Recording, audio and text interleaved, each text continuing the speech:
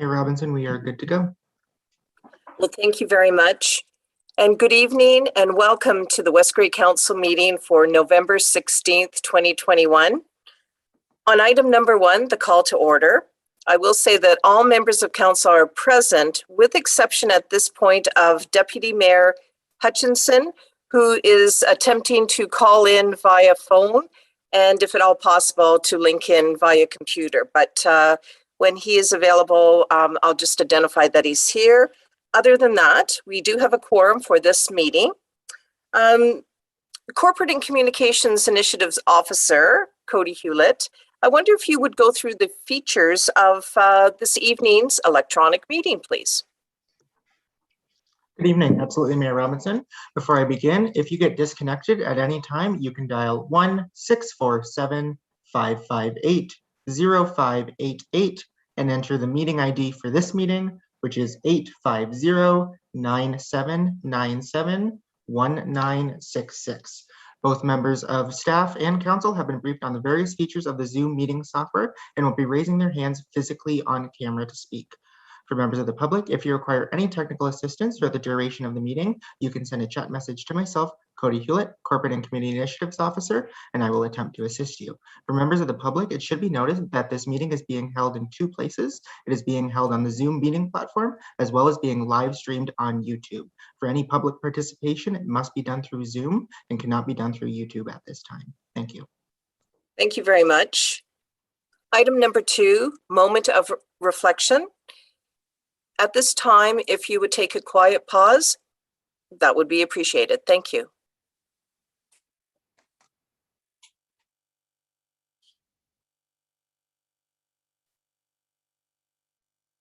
Thank you. Item number 3, declaration of pecuniary interest and general nature thereof.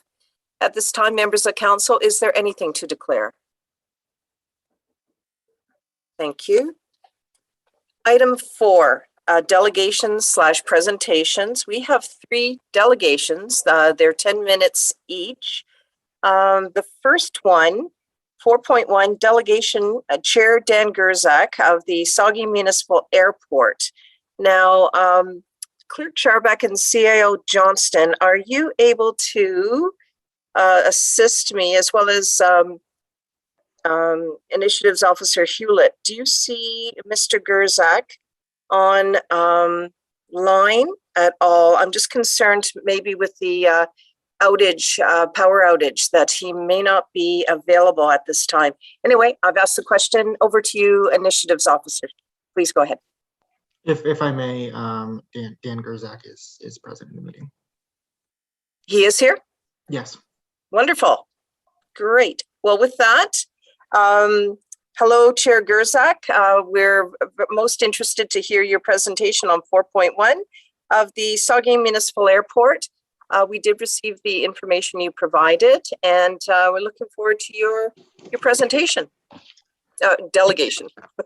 Thank you, Mayor Robinson and Council. My apologies if I was late joining. It's one of these things after 18 months of Zooming. It appears that I hit a few extra buttons or clicks or something. Anyway, a pleasure to be with you. And I did note that originally I had hoped to be on your agenda for November the 2nd. I was planning on attending COP26 as I had done COP23. So noting that your next delegation is one dealing with climate change, I think it's an interesting juxtaposition to have us as an airport, which will be one of the last perhaps organizations moving to a more carbon neutral environment. But it is something that the airport is aware of, and we're taking steps to mitigate those negative impacts. With that, let's move on to the next page. Thank you. And and I will try and get through this presentation as quickly as possible. Lots to talk about, but I think the highlights are important to focus on a little bit. So we do have now in 2022, it'll be the 70th anniversary of our airport. So from grass runways to snowbirds, jets landing at our runway, quite quite a significant history. So we do have 2 paved cross runways, and the fact that they're crossed runways is particularly significant. I did mention in the first bullet that the impact value of this asset is $3.6 million.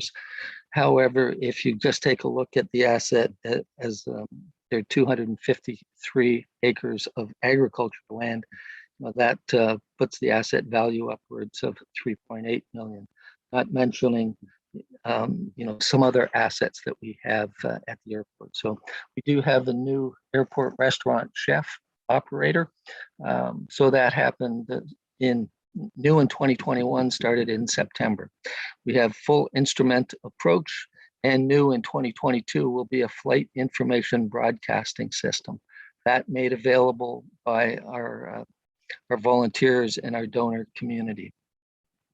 We have a private airport and airport owned hangars, 32 of them now.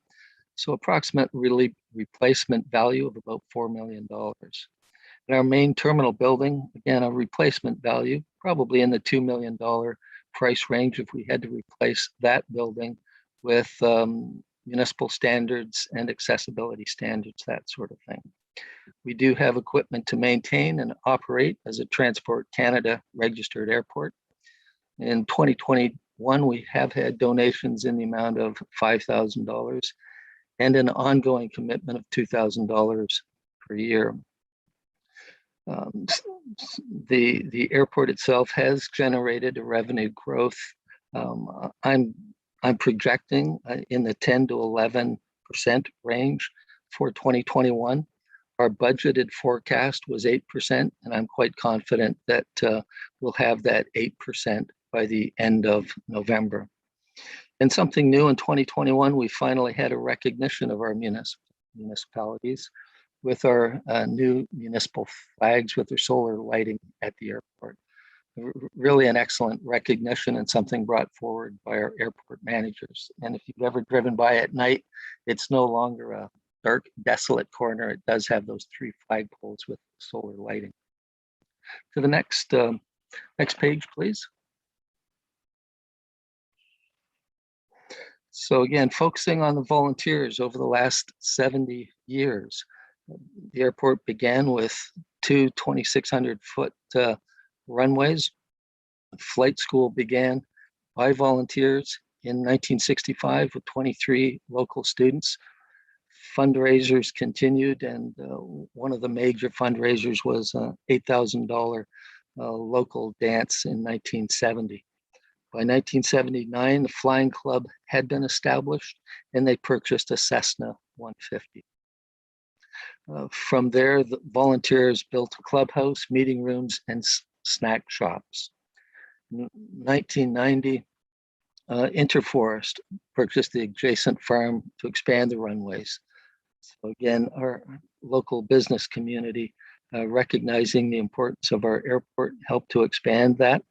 And SBDC, the Saugeen Business Development Corporation, brought the partnership of municipalities, pilots, and businesses together and lobbied with us to provincial governments for funding to pave both runways. So the official opening of the Saugeen Municipal Airport with its first jet arrival was in 1991. And the new terminal building was built actually in 1994. So 42 years of volunteer commitment to the community brought that about. So moving on to our mission, the next page.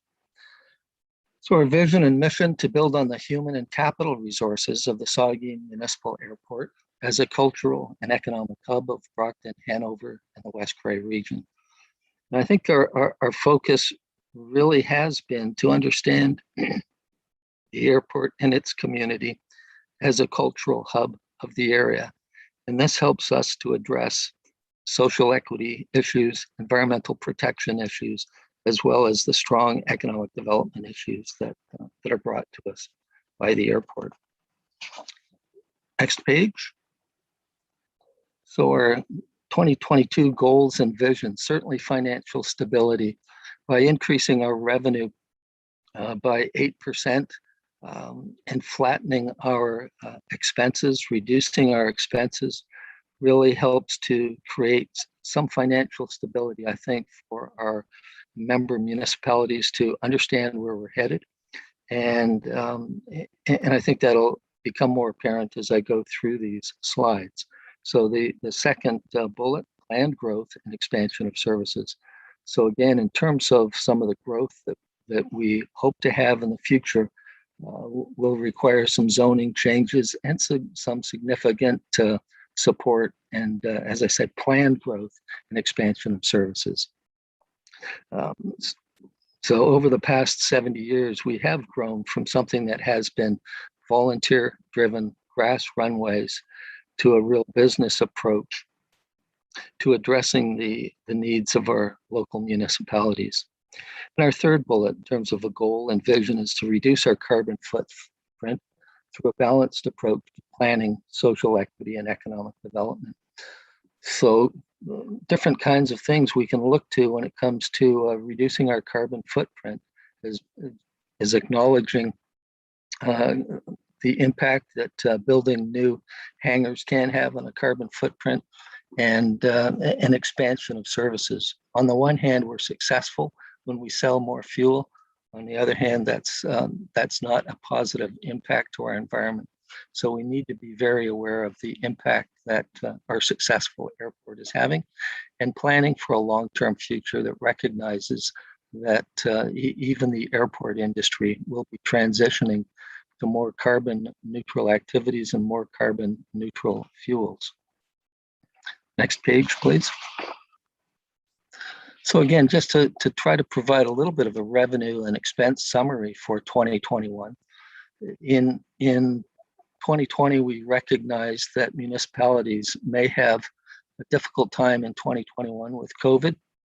We weren't able to anticipate what those costs and stresses might be, but the airport was proactive in reducing that request for a levy to a 0.7% increase. And we did at the same time establish a target increase of revenue coming from the airport at 8%. So currently our fuel sales are up about 20%. Our ag lands revenue is up 64%. Hangar lease fees, rentals and other fees are up 4.5%. So year to date, that revenue increase is about 5.5%.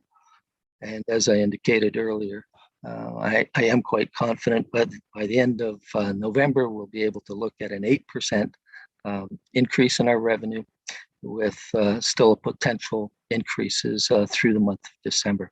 And our year-to-date expense reduction, despite some unanticipated costs, are about 10.4% reduction. And again, that I would anticipate that reduction will be reduced by the end of the year. We will probably have some expenses coming in to reduce that number. Okay, so moving on to KPIs for the airport. Next page. So measuring the impact of what we do at the airport usage, certainly fly-ins were something difficult to anticipate during 2020 and 2021. We have had some very good fly-ins, and another focus in terms of a KPI is what we call pedestrian walk-ins, and that's basically non-flyers using the airport. So putting together business plans for 2022, we will be looking at things like how can we create a walking trail around the outer perimeter of the airport. So that's about a 6-kilometer possible walking trail, and something to bring the outdoors to our 3 communities, something that has been recognized within 2021 as a requirement, something of great interest to people. So we are looking at stable revenue streams for 2021. There's a number of things that we've done a little bit differently to have that 8% increase and potentially a 10 to 11% increase in revenue. We want to stabilize those revenue streams so that they're not volatile. I did mention the fuel revenue is up over 2020, but historically over the past 8 years, those fuel numbers have been volatile. So about $117,000 per year over the last 8 years. And we're coming in a little above that average for 2021. So another KPI, number of events. Difficult to do that in 2021, but we did have a record single day event with over 88 planes flying in for the Hope Air fundraiser. We have had increased property leases and rents with 2 new builds in 2021. Those 2 new builds bring well over $500,000 in new build to the airport. So significant commitments on the part of pilots, on the part of individuals to our airport and to our community. And so bullet number 5, increased asset value and return on the triple bottom line. So on the first slide, I tried to focus a little bit on the asset growth at the airport. The asset growth to our municipalities, but we do also want to recognize the triple bottom line impact of that growth. So again, when we're planning, we want to think about social equity. How can we get more youth to the airport, thinking about careers in aviation, and as well as environmental issues. So opportunities. The closing and privatization of airports has been very favorable to our airport. We've got airports, we have pilots throughout Southwestern Ontario who are very concerned about the future of their airports, very concerned about their hangars. So people who are planning to build hangars, planning on a place to go, look at the Saugeen Municipal Airport as a very stable environment with the governance structure that we have. So as I indicated, we have had a lot of increased interest across the province because of recent closings and privatization. The rapid expansion of Hamilton, Guelph, Waterloo, and London has also been difficult for small recreational pilots as well as aviation-related businesses. So an opportunity for us as it becomes more expensive and as air traffic becomes higher in those areas, those pilots are looking to a regional airport like Hanover. Growing demand for shared hangars, RV, boat, car, and plane storage. So one of the things that I think all businesses have recognized during COVID is increased demands for RVs, boats, and some of these other outdoor activities. And certainly we've recognized, our pilots have recognized that in terms of having some toys, they not only want to have a plane, but they're also into boating and RVs, perhaps antique cars, that sort of thing. So it's something that we need to address in terms of how our hangars can be shared. Within Brockton's Business Park, we have currently a 20,000 square foot facility being built dedicated to car storage. There's an additional up to 3 or 4 20,000 square foot each building, so 80,000 additional square feet for storage of RVs, boats, and cars. And it's something the airport needs to plan on, is how we might be able to do something along those lines that is consistent with building hangars. We also have growing demand for home hangars. So we've had several developers come to us wanting to get into this business and exploring the opportunity of home hangars. We also have growing demand for a fly-in hotel, RV capability, and camping and B&Bs. So we did have our first fly-in camping situation this summer, and it turned out to be a very profitable for us. We had pilots fly in, their families drive in, their families camp here for a week. The families used the terminal building, rented the terminal building for family get-togethers, and it worked out very well for all of us. So we do Deputy Mayor, recognize. Deputy Yes. Mayor, I'm just wondering if you would just, I recognize you're almost on your last page, just cognizant of the time, and with all due respect, mind you. Absolutely. I thought I was doing a good job flying through this, Mayor Robinson, noting that Noting that the previous time I presented to council, I was over time by a considerable amount. So I'll bring it quickly to a close. Thank you. So we do recognize worldwide shortage of trained pilots, and we do have a new flight school at the airport. So we are addressing the demands of 21st century businesses, for example, fly-ins in and out with part service for the ag industry. And we're looking at new uses for non-airside land. So next slide.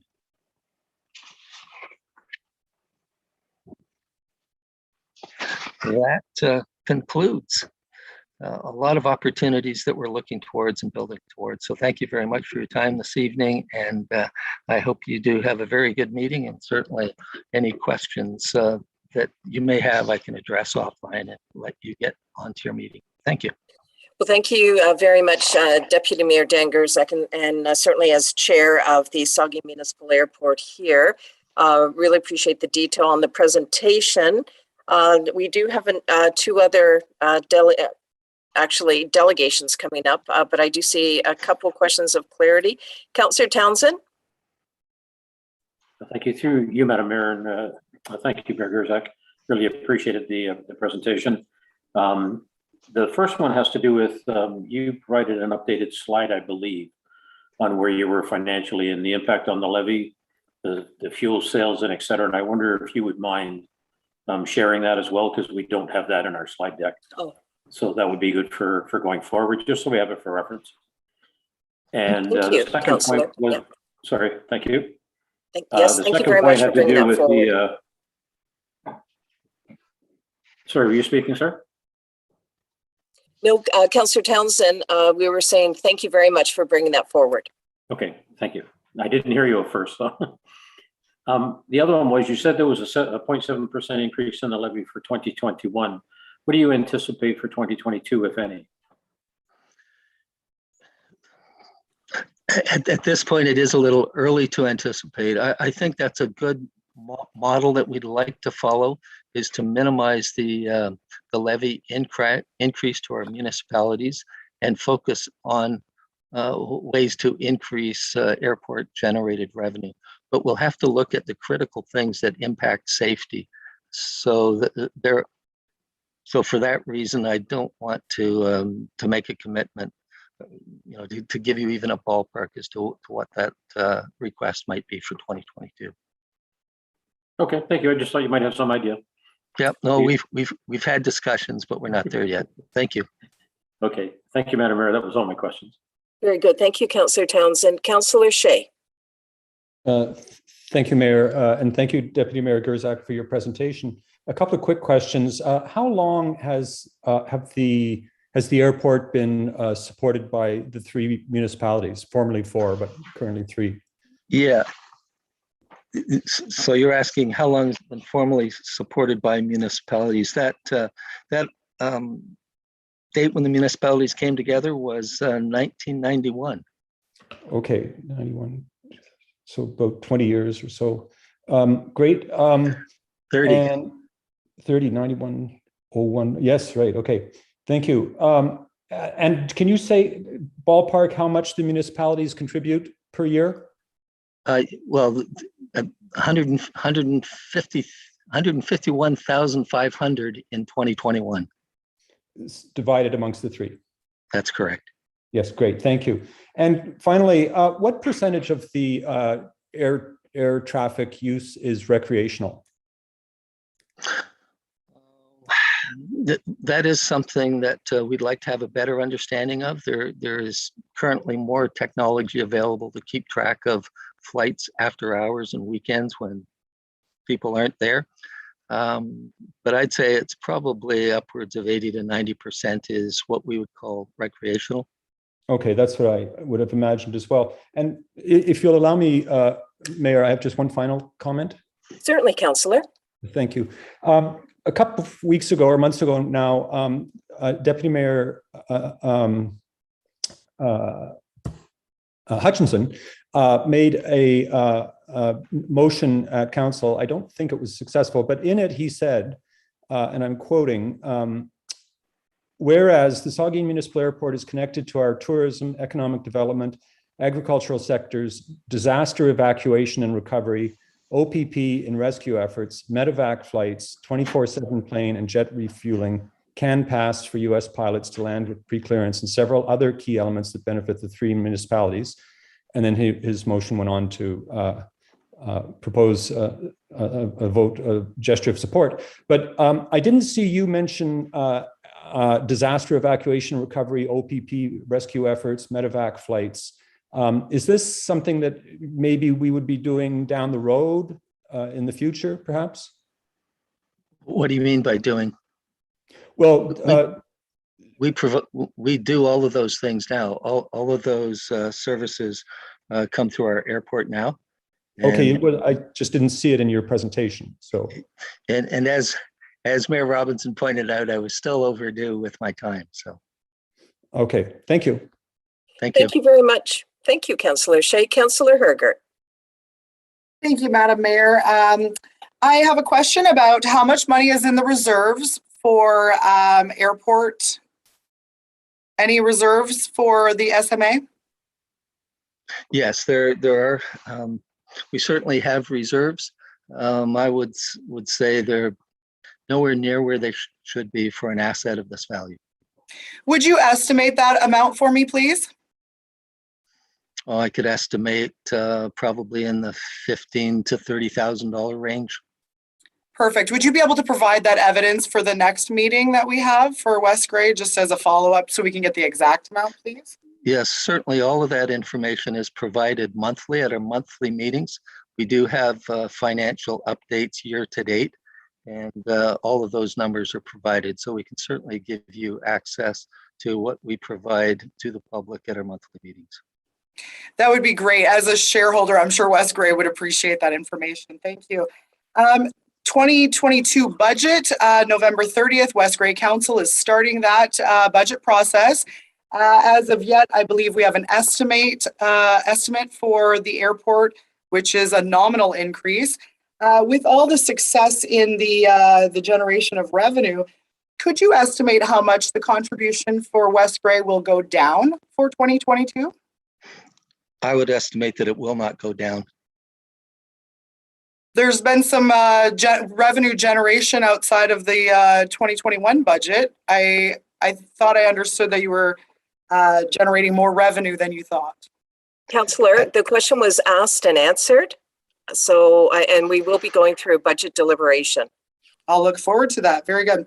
I do note that the agenda is on the website for the SMA for tomorrow's meeting, and notice that the Ombudsman has a letter. Could you share with your shareholders what the Ombudsman would be bringing for information tomorrow? I have no idea. So there's been no correspondence? Councillor? Has there been no correspondence? It is listed under correspondence requiring action. And so I guess I could answer that, yes, we've had contact with the Ombudsman to say that there's been a concern expressed about what the airport is doing. The details of that, I have no knowledge of. As it relates to the trails that you mentioned, I was curious, what part of your mandate requires you to build trails, and will those be AODA compliant? As it relates to liability, will that be trails that are owned by all three municipalities, or will that be an increase to the liability insurance of the airport only? It's very early in the planning stages, so I really can't answer any of those questions. Does it fit into the mandate of the airport? If the mandate of the airport is to provide a service to the people within the municipalities of Brockton, West Grey, and Hanover, I believe it does certainly address that.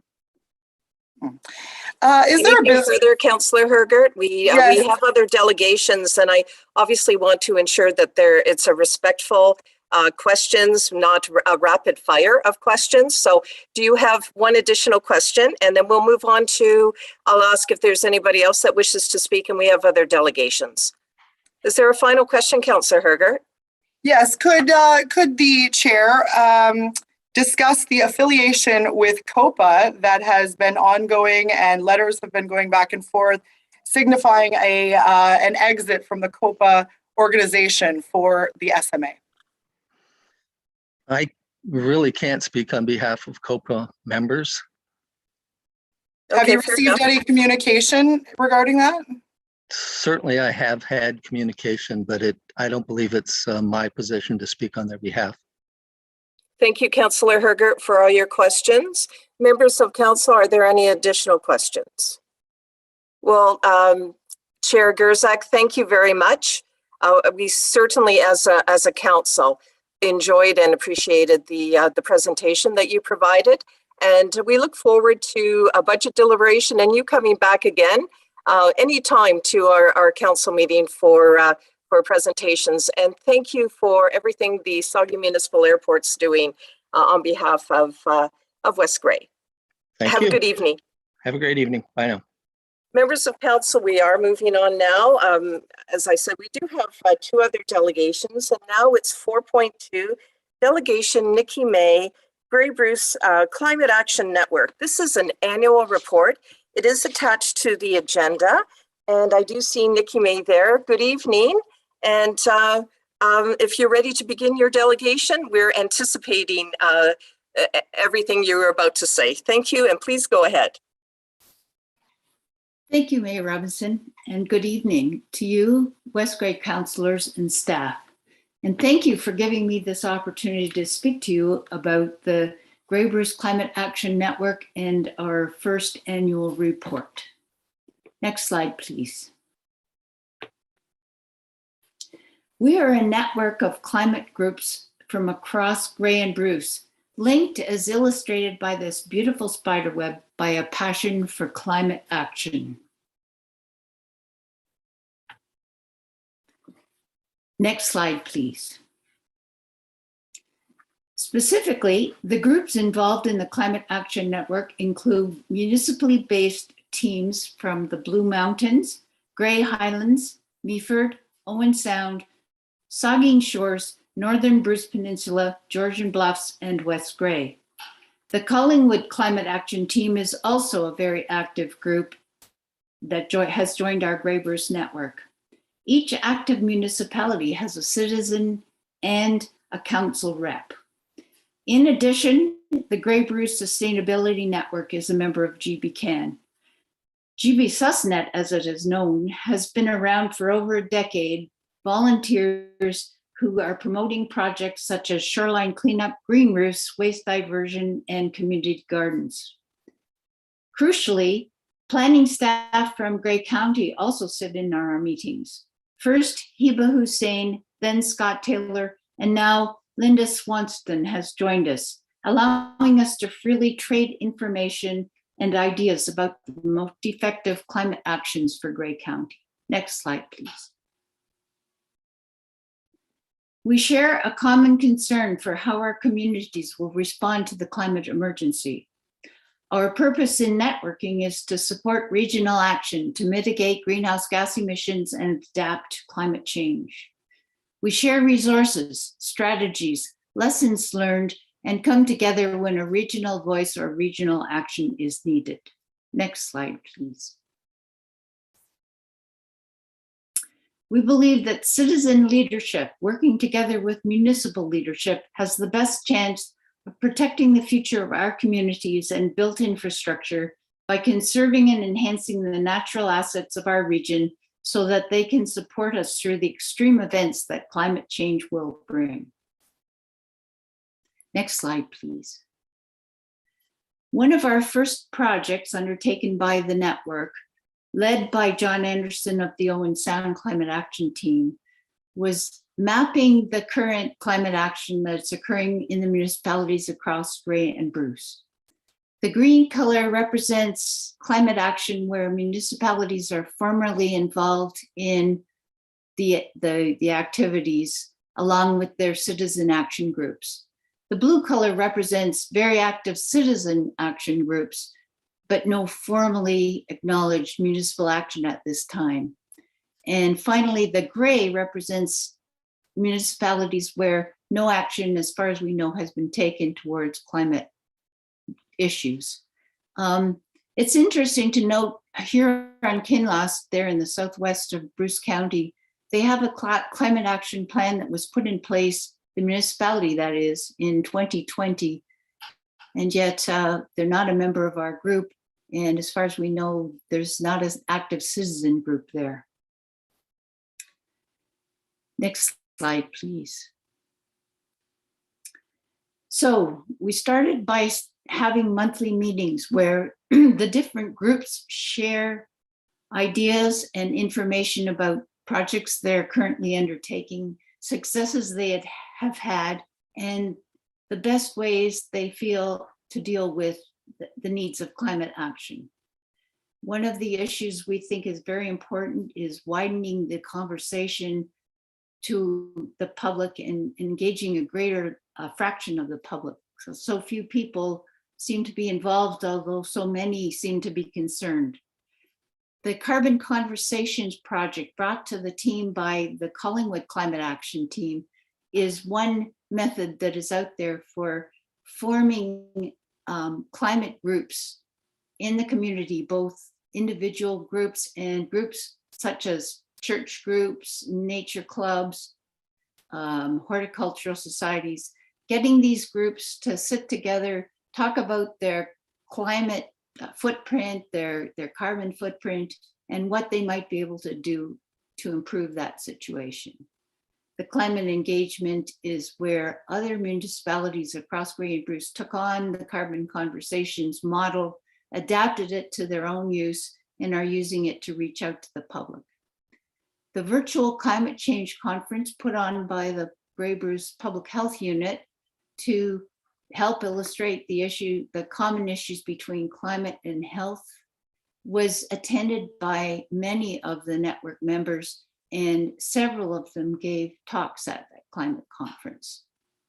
And finally, our interaction with the Grey Bruce Sustainability Network is a mutual support system where we share ways of communicating with the public. They put our events from our different municipalities up on their website and help us to reach out to a broader public through their climate forums, which happen every third Thursday of the month.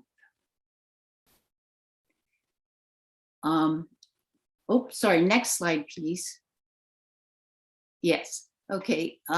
Another key part of our work is engagement with our local municipalities. And here I'll just go through the citizen action groups, which are working with their municipalities quite closely, but not in any formal way.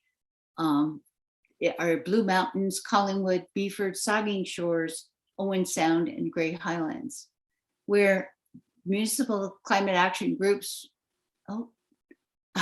which have joint formal connections, are Georgian Bluffs, the Northern Bruce Peninsula, and West Grey. Climate action plans and development are happening at West Grey, Owen Sound, and Georgian Bluffs, as well as, of course, Grey County. Municipalities that have joined the Federation of Canadian Municipalities Partners for Climate Protection include, as well as West Grey, the Northern Bruce Peninsula, Georgian Bluffs, Grey Highlands, and of course, Grey County. There have been lots of deputations to various councils across Grey and Bruce in the reporting period, including things like styrofoam recycling, establishing a tree trust, urging council to hire a climate coordinator in Owen Sound, for example, and asking councils to send a letter objecting to the expansion of M's and O's. And of course, members of the network participate in any official plan reviews that are happening in their municipality. Next slide, please.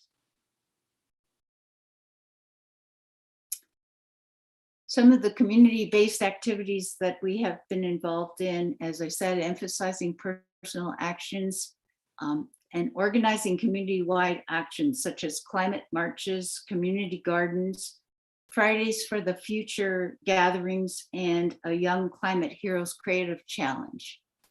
The members publish articles in the paper talking about what people, individuals, and community groups can do, and send letters to their local government representatives urging climate action. Next slide, please. One of the foundations of our activities is educating people about the importance of working with nature and living with nature for our physical and mental well-being. Planning in urban areas should include things like preserving and enhancing tree cover, fundamental services like oxygen provision, clean air, clean water, and soil building. Additional services provided by trees include cooling, energy savings, enhanced recreational opportunities, and community aesthetics. Green infrastructure in urban areas, such as rain gardens, swales, and porous pavement, help with flood control, an extremely important service in urban areas. All these vegetations and actions add to greenhouse gas emission reduction by increasing vegetation cover and growth, and thus the absorption of CO2. Also known as, next slide please, sorry. Also known as nature-based solutions, these can also be applied across the rural landscape. Things like regenerative farming, woodland and wetland preservation and enhancement, river and stream buffers, and wildflower verges along roads all contribute to mitigating greenhouse gases and adapting a landscape to climate change. Next slide, please. We will continue to learn about solutions and share these with the wider public. We will figure out how to expand our reach to a larger audience. We will continue to develop our relationships with local and regional governments and respectfully advocate for mitigation and adaptation solutions to climate change. We will continue to urge municipalities to ensure that a climate lens is consciously brought to official plan reviews and that our rich natural infrastructure is given a strong profile and role. We will continue to collaborate with municipalities as they develop their own municipal climate action plans. And we have recently gone through a very detailed review of the draft Grey County Climate Action Plan. Looking ahead, we will focus on activities we believe are key to success, advocating for a climate lens to be applied to all government decision-making, and sharing our learnings of effective actions with the wider public. Thank you. Next slide, please. Nope. Sorry, I skipped one. No, we were just talking about the looking ahead, I believe. The final slide. Yes, thank you for your time. Here are some links to the full annual report. I've only given you the highlights in this talk. No time for any more. And also links to members of the Climate Action Network if you have any questions or comments you'd like to make. Thank you. Thank you very much, Nikki May. We were looking forward to this presentation, and certainly the takeaway from it is the links to additional information, learning opportunities, really creating that learning environment, because we certainly cannot have enough learning for our environment and climate action. So very much appreciate you being here. I do want to see if there's any questions of clarity from members of council. Councillor Hergert. Thank you very much. I did notice that this is maybe a question internally, maybe not so much for our delegate here, Nikki May, but community energy plans. This is something that was brought up by Roma, and they will be giving a presentation on that in January at one of our conferences.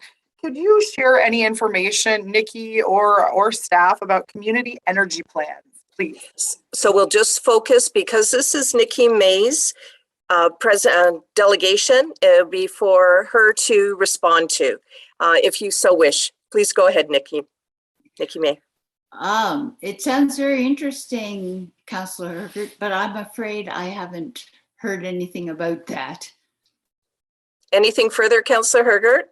No, thank you. I'll keep my ears to the ground, and I appreciate Councillor Hamilton's interaction with this group as well. We do get updates well. Thank you. Councillor Shea. Thank you, Mayor Robinson, and thanks, Nikki May. I wanted just to thank you for doing this presentation and saluting you for the hard work that you do together with GB Can. I do attend as many GB Can meetings as I can to try and provide a council perspective or advice and support. But I do think that the citizen leadership is really having an effect across the globe, and it's having an effect within our own municipality. I think our planning, the people in our planning department and our public works department are reacting to climate change because of the education and the pressure and advice that groups like GB Can are providing. So thanks very much for all your work. Thank you, Councillor Shea. Councillor Hamilton, please. Thank you, Mayor Robinson. And just a comment, I appreciate Councillor Hergert's comment about my support. I do support the group, but I must say Councillor Shea attends more meetings than I do. And so I appreciate all the work that that Nikki and Councillor Shea are doing on this group, and just the amount of work you've done in a year and how you've brought all the communities together to work collaboratively, because we know climate change doesn't have any boundaries and that we do have to work together to solve these challenges. So thank you to everyone for all the work that you're doing. And if I might just put a little plug in, West Grey Climate Action Advisory Committee, on which Nikki May also serves, we are still seeking more members. And so anyone who's listening in today, we would greatly appreciate more volunteers on that committee and to move forward the important climate action work that we're doing here at West Grey, and in particular as we are at the beginning of developing our climate mitigation plan. So once again, thank you, Nikki May, for your presentation and your ongoing work. Thank you. Very good. Councillor Hergert, is there a final question that you have? No, my apologies to Councillor Shea, and thank everyone for being involved in this. Thank you, Nikki May, for your presentation as well. Okay, so Nikki May, very much appreciate this delegation. We look forward to you coming back again. And I do want to say on behalf of council, thank you for stepping up and being on our climate action committee. Looking forward to fantastic recommendations coming out of the group. So we will see you again, and we have some work ahead of us to look at all those links. So thank you for providing those to us. Thank you, Mayor Robinson, and good evening. Good evening. Item number 4.3, this is a delegation by Bob Wiermer, Saugeen Landowners Association, the trailer bylaw. Members of council and citizens listening in, this was information that was provided to us separately. I hope everybody's had a chance to take a look at it. And good evening to you, Bob Wiermeyer, and certainly we're ready for your delegation. Now, I did see you on earlier. There you are. Good. Okay. Oh, can you see me now? I can't see you. We can hear you. Okay, that's very good. I don't know why the camera's not working, but you don't need to see me anyways. Hearing me's bad enough, eh? Well, we definitely like both, but we'll definitely go with the audio. Oh, there you are. Audio and video. Please go ahead. Yes. As you know, I'm not really in favor of the West Grey trailer bylaw. I think that has been brought out throughout the past little while. But I guess I'm going to start off going back from the problems that Lee Hillard had with the council. And we talked about the trailer bylaw at that point. We basically dropped it after that because the world turned upside down in the last year and a half. But I think it's time that we really stop to look at it now again. I know the in-person is a lot better than the Zoom calls, but well, I guess that way you can't really turn me off when we're in person. But anyways, I really think we should look at it. Everybody had got the report from the Ontario Landowners Association, and it is a bit of a heavy read. But the sections, section 164 is what the bylaw was presented on. Now, in that, that is in part 4 of the Municipal Act. We really have to look back at what part 4 is all about. And I think someplace along the line, back through the years when this bylaw was first put in place, they really didn't look at that part. Section 150 is the first section of part 4. and it explains that it is for business licensing. Section 151 goes through again, and it says municipality may provide for assistance of licensing with respects to a business. So we are really sort of building the bylaw in the wrong section. We have to go down to section 50 of the Municipal Act. I'm reading it off in front of me here. My memory is not good these days. I can't rhyme it off the top of my head anymore. But section 50, a municipality does not have the power to pass a bylaw establishing a system of permits for motor vehicles or trailers as those are defined in the Highway Traffic Act. So there we have it, that we really shouldn't be doing that under any section in there because it's already under the Highway Traffic Act. That brings us down to section 14 of the Municipal Act, which says that a bylaw has no effect against a provincial or federal act or document. I know I'm repeating what I've said to you before all the way along, but I feel this really hasn't been addressed properly. I really would like to see this looked at, and I believe it should be revoked. The last time that was talked about, we went back to the consolidated bylaw or consolidated zoning bylaws, section 3.2.1, which says that there should be a bylaw for it.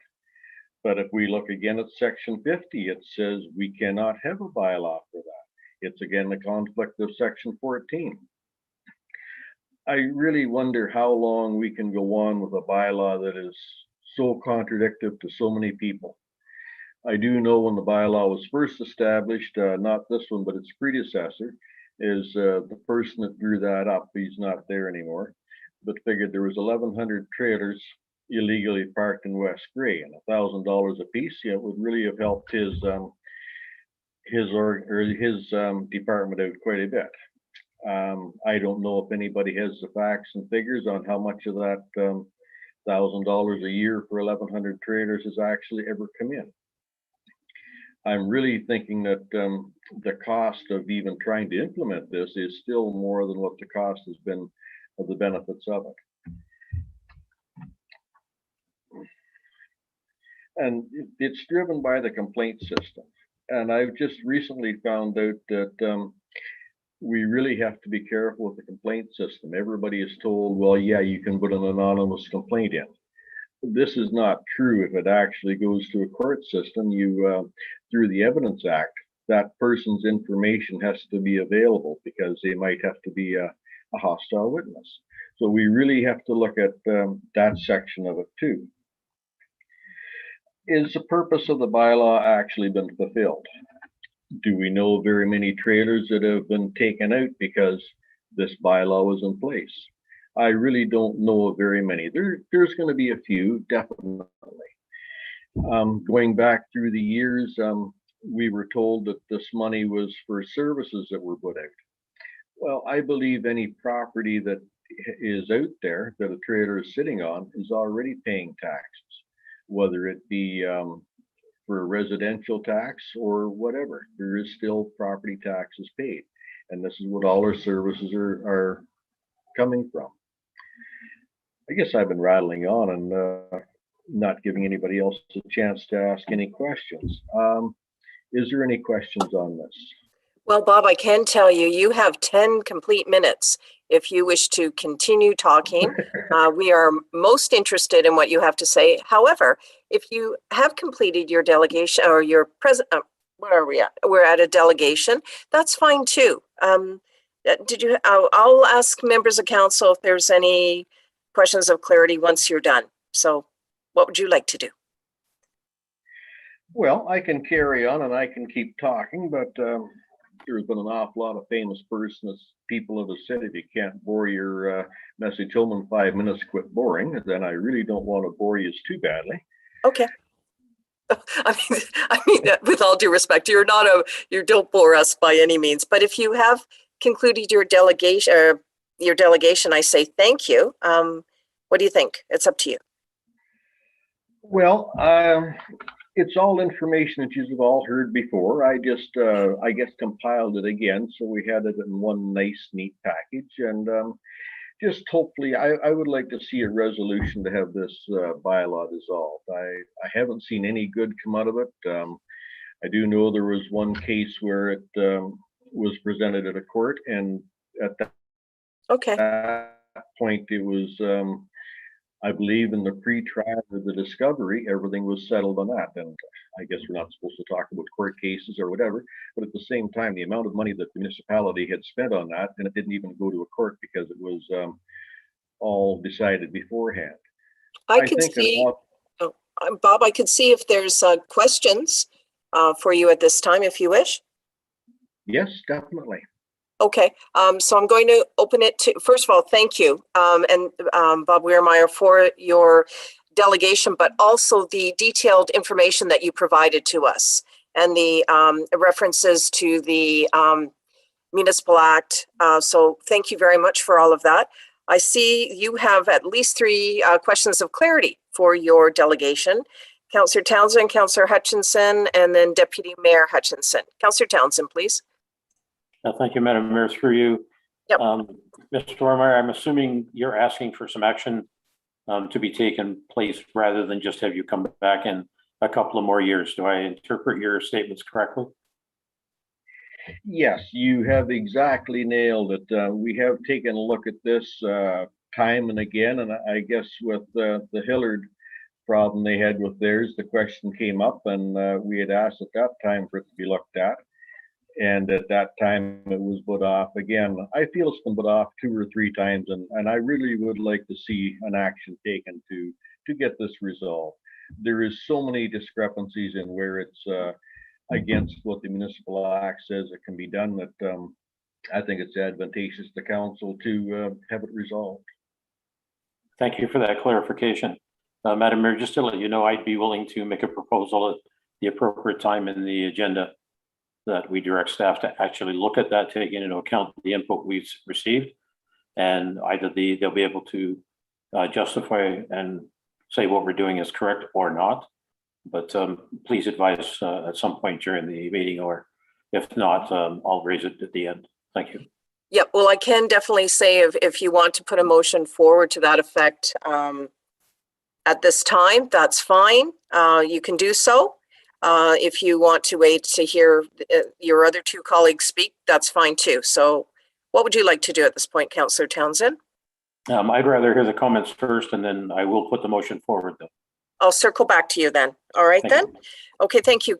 Councillor Hutchinson and then Deputy Mayor Hutchinson. Go ahead, Councillor Hutchinson. Thanks, Bob, for your presentation.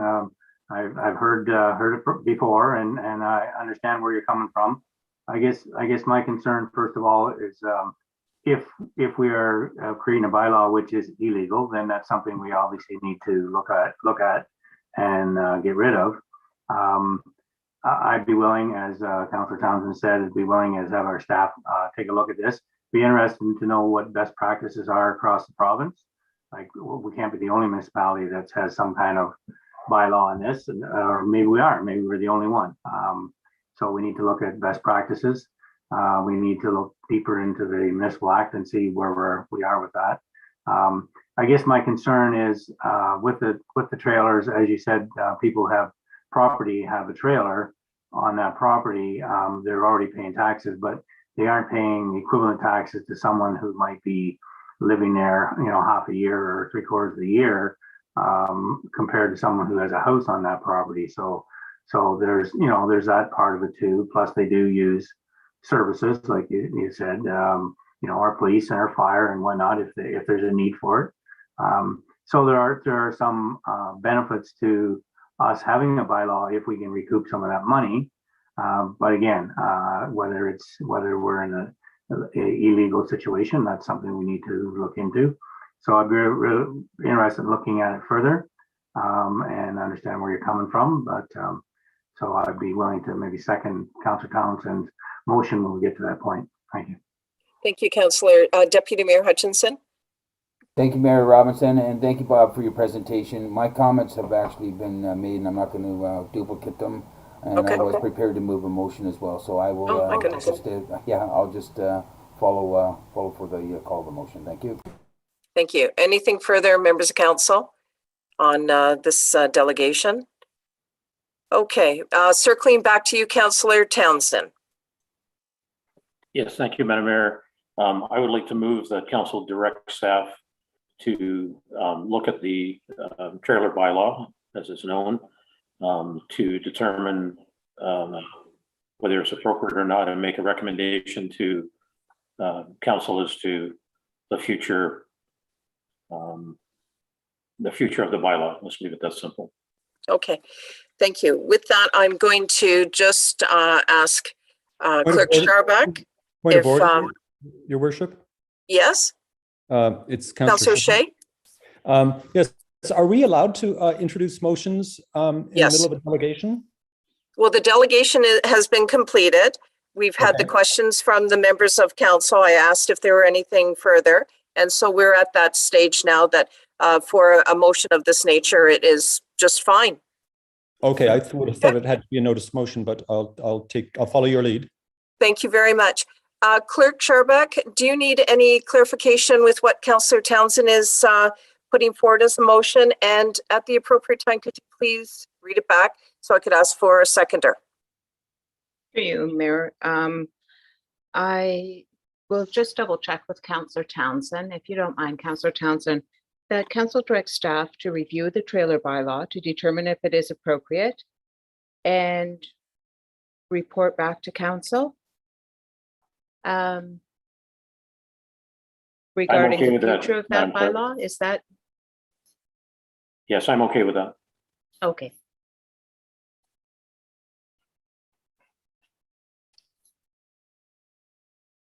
Very good. Thank you, Councillor Townsend. Clerk Scharbeck, at the appropriate time, could you please read that back? Through you, moved by Councillor Townsend, that council directs staff to review the trailer bylaw to determine if it is appropriate and report back to council regarding the future of the bylaw. Is there a seconder for this motion?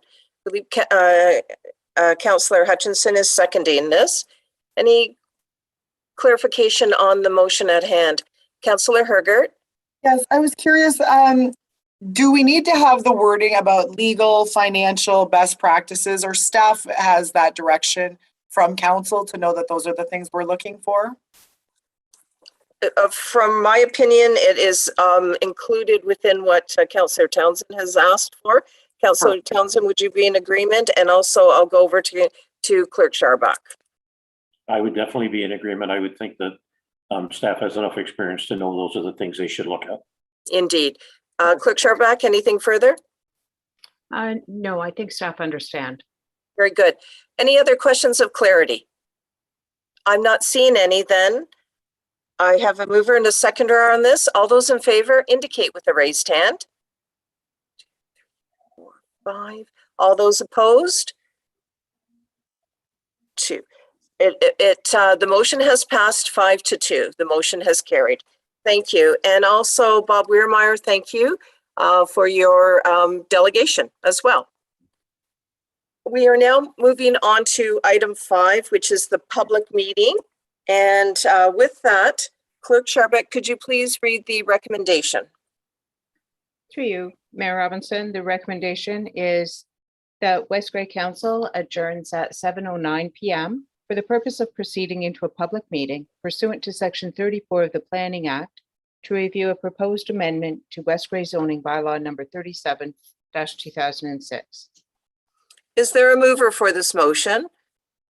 Deputy Mayor Hutchinson, and as the seconder, Councillor Townsend. Any questions with the motion? Councillor Townsend? Thank you, Madam Mayor. I was going to ask if we could actually move the question period again to be before the public meeting, in case there's anyone here that just came for that purpose, rather than force them to sit through that. And I'm not saying there are anyone. I'm not aware there is or isn't. It just seems a little more courteous to do so. Well, I'm going to suggest that as per our procedural bylaw, this is the order, that the agenda is in place. And certainly this item, the public meeting has also been advertised for this time frame. We do have a motion on the floor. So thank you for your comment, but we will continue with the public meeting at hand. Any further questions? On to the motion. Seeing none, all those in favor indicate with a raised hand. 7 members of council have voted in favor. The motion is carried. We are now moving over, members of council and members of the public, to another agenda, which is the public meeting for West Grey Council of November 16, 2021. On the call to order, we have all members of council present. There is a quorum for this meeting. On this particular item as well, for the Corporate and Community Initiatives Officer, Cody Hewlett, could you please explain the features of this electronic meeting, please?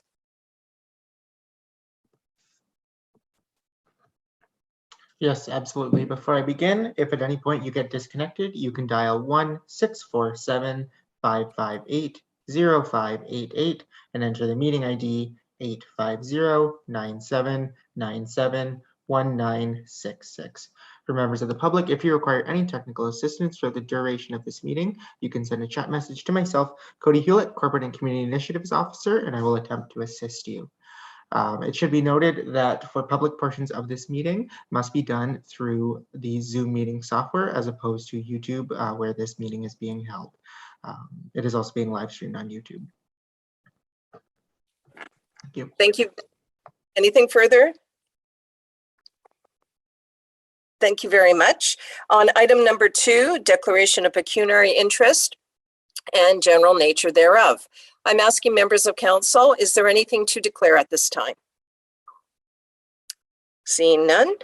On item number 3, purpose of the meeting. Clerk Sherbuck, could you please provide that information to us? Through you, Mayor. The purpose of this public meeting is to review an application for a proposed amendment to West Grey zoning bylaw number 37-2006 and to allow interested members of the public the opportunity to ask questions or offer comments with regard to the application. Council will not make a decision on the application at this meeting. Based on the recommendations and the information received at this public meeting, an amending bylaw may be presented for approval at the regular council meeting. A public registry is available by email at khewlett@westgrey.com. That's KHEWLETT@westgrey.com. If any members of the public would like to be notified in writing of the decision, they are to provide their name and mailing address for the registry. This will also allow for notice of an Ontario Land Tribunal hearing if the decision of an application is appealed. Thank you. Thank you. Item number 4, ZA 22-2021 in brackets Bridget and Dietmar Nomen, 234128, concession to WGR, part lot 37, lot 37 and 38, concession 3, WGR, Township of Bentic. 4.1 application for zoning amendment. 4.2 Planner L. Spencer report. Clerk Sharbeck to the recommendation, please.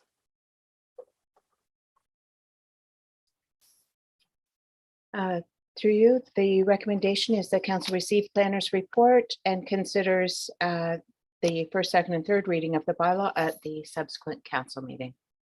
I'll look for a mover and seconder. We will have the planner's presentation, questions of members of council, and then the vote. Continue on with the agenda after that. Is there a mover for this motion? Deputy Mayor Hutchinson, and as seconder, Councillor Hutchinson. Good evening, Planner Spencer. We are looking forward to your presentation with regard to this application. Please go ahead. Thank you, and through you, Madam Mayor. The purpose of the application is to change the zone symbol on the subject lands from A1 agricultural, NE natural environment, NE2 natural environment to A1 agricultural, NE natural environment, NE2 natural environment, A1H agricultural with the holding provision, and NEH natural environment with the holding provision, and NE2-H with the natural environment 2 with the holding provision. The effect of the application will fulfill a condition of consent for file B23-2021. The holding provision will ensure development remains outside of the identified natural features and adjacent lands on the subject lands unless a satisfactory environmental impact study is provided. For the benefit of council, provisional consent approval of the file for B 23/2021 was granted on September 13th of 2021, subject to the fulfillment of the following conditions. First being the payment of any outstanding municipal taxes, if applicable, the payment of the parkland dedication fee, the payment of the entrance permit application fee, the receipt of an entrance permit for the newly created parcel for farm access at the discretion of the road superintendent for farm access, payment of the zoning bylaw amendment application fee, and approval of this application before you today. The appeal period associated with the application approval for provisional consent ended on October 5th, 2021, and no appeals were received. If I may, would you like to hear the comments that were received from commenting agencies at this point in time to continue with the agenda? I think at this point we have them under 4.3, Planner Spencer, so we can address them at that point. Okay. Unless there are some issues that you wish to draw attention to through your presentation or thank just you. highlights. No, so for the benefit of those that are not on the Committee of Adjustment through Council, there was a full review of the provincial policy statement, and planning staff were satisfied that the application before us and zoning bylaw amendment was consistent with the 2020 PPS. In addition, planning staff reviewed the County of Grey official plan and are satisfied that the amendment maintains the general intent and purpose of the county official plan.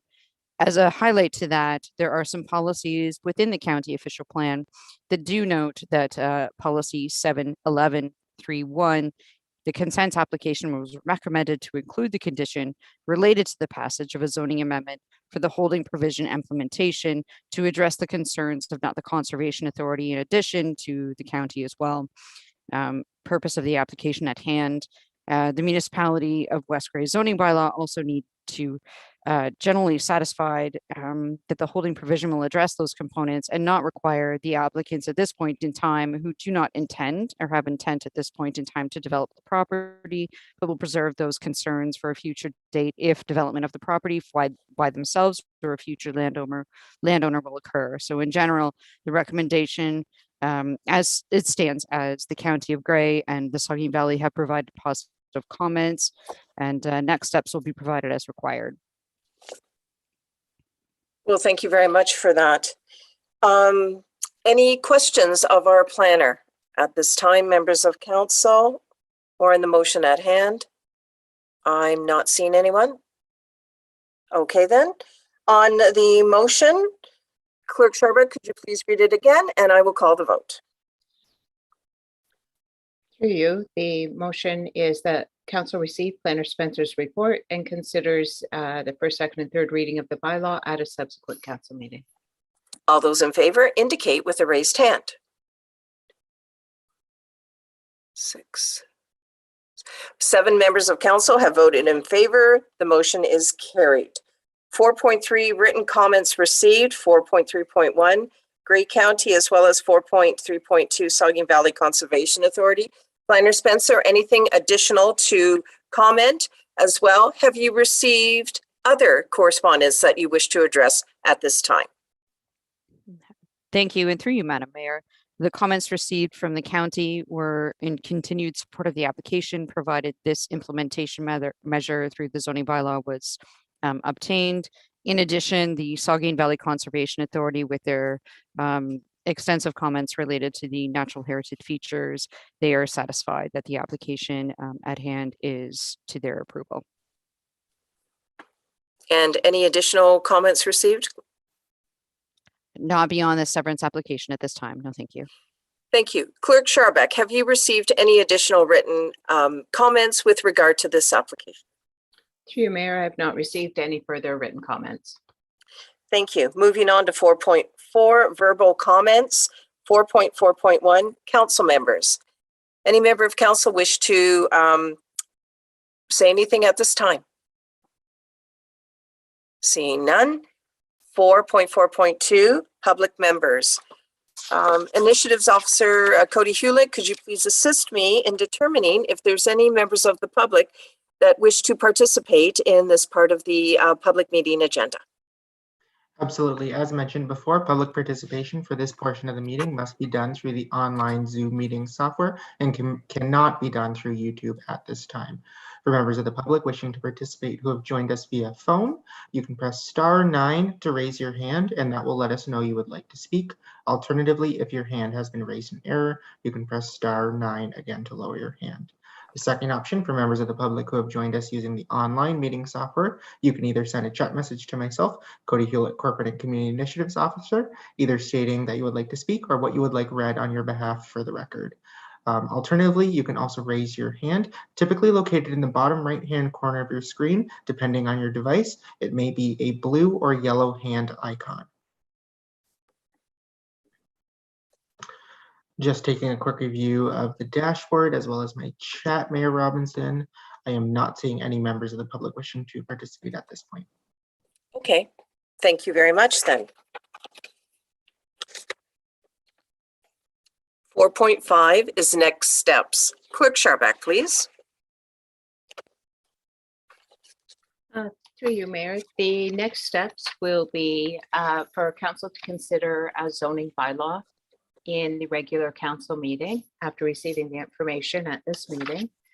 At that time, there will be a 20-day appeal period for the zoning bylaw, and the applicants will have completed one condition for their severance. Thank you. Item 5, close public meeting. Clerk Scharbeck, to the recommendation, please. For you, the recommendation is that council hereby closes this public meeting at 7:21 p.m. Is there a mover for this motion? Councillor Hergert. Is there a seconder for this motion? Deputy Mayor. All those in favor indicate with a raised hand. 4, 7. 7 members have voted in favor of this motion. This motion is carried. So this will conclude the public meeting. And we're moving back over to our council meeting and our council meeting agenda. So we've completed item number 5. Item number 6 is public comment. Initiatives Officer Hewlett, could you please identify if there's anyone from the public that would like to make a comment with respect to a specific item on this evening's agenda? Thank you, Mayor Robinson. As mentioned previously, public participation must be done through the Zoom meeting software and cannot be done through the live stream on YouTube at this time. As mentioned, you can either send a chat message to myself, Cody Hewlett, Corporate and Community Initiatives Officer, or raise your hand, typically located in the bottom right-hand corner of your screen if you have joined us using the online meeting software. Alternatively, if you have joined us via phone line, you can press *9 to raise your hand. Taking another review, Mayor Robinson, I am not seeing any member of the public wishing to participate at this point, nor have I received any correspondence. Okay, thank you very much. Members of council, I thought perhaps we would break at 7:45. I'm just wondering, we'll continue on then. On item number 7, unfinished business, that is an NA for this particular agenda. Item 8, adoption of minutes. So we're looking at 8.1, a November 1st, 2021 public meeting. Any comments with regard to these minutes? And also on 8.2, November 2nd, 2021 council meeting minutes. Any comments? Councillor Hergert? Yes, on the November 2nd council meeting, page 26, I abstained from the vote and I'm counted in the recorded vote. So I just wanted the minutes to reflect that I did not participate. Yes, so we're looking at, you're referring to the November 2nd council meeting minutes. And this is in regards to 4.1. There's a number of resolutions that are identified where it has you listed as voting and you did not vote. That's and I declared a pecuniary interest. Yes. Right. Thank you for identifying that. Over to you, Clerk Scharbeck. Just a note through you, Mayor, and thank you for raising that, Councillor Hergert. Councillor Hamilton had noted it earlier, so the originals have been corrected. So thank you for that. Thank you very much. And I too had sent an email to our clerk to that effect. Thank you very much for that. Okay, so Clerk Scharbeck to the recommendation then, please. The recommendation is that the minutes of the public meeting of November 1st and the regular council meeting of November 2nd, 2021 are hereby approved as amended. Is there a mover for this motion? Deputy Mayor, is there a seconder? Councillor Townsend. Questions? Seeing none. All those in favor then indicate with a raised hand. 7 members of council have voted in favor. The motion has carried. Now we are moving on to item number 9, committee and board reports. 9.1, Committee of Adjustment, September 13, 2021 minutes. Any comment? 9.2, West Grey Economic Development Advisory Committee, October 4, 2021. Comments, beginning with Councillor Hutchinson. Just like to make a correction under the Green Spaces and Parks Committee members. I think it has Councillor Townsend as the council rep, but I believe it's Councillor Shea and myself. Okay, you're talking about the minutes, and it's page, it's item number 8D, page 46 in our agenda. okay. 40. And you're suggesting that it, and what is the amendment you would like to make, Councillor? It says that Councillor Shea and Townsend are council reps, but it's actually Councillor Shea and Hutchison are council reps on the CBC. Well, it's not the CBC anymore. It's the Gardens and Green Spaces Committee. Thank you. Over to you, Clerk Scharbeck. Sorry, was that in the November 2nd minutes? October 4th. October 4th. Item 9D or 8D. I'm not seeing that actually. If I could perhaps provide some assistance, it's the draft minutes for the Economic Development Advisory Committee of Monday, October 4th. It's actually item number. Okay, the Economic Development Committee, not the Gardens and Green Spaces Committee. Correct. Is that correct, Councillor Hutchinson?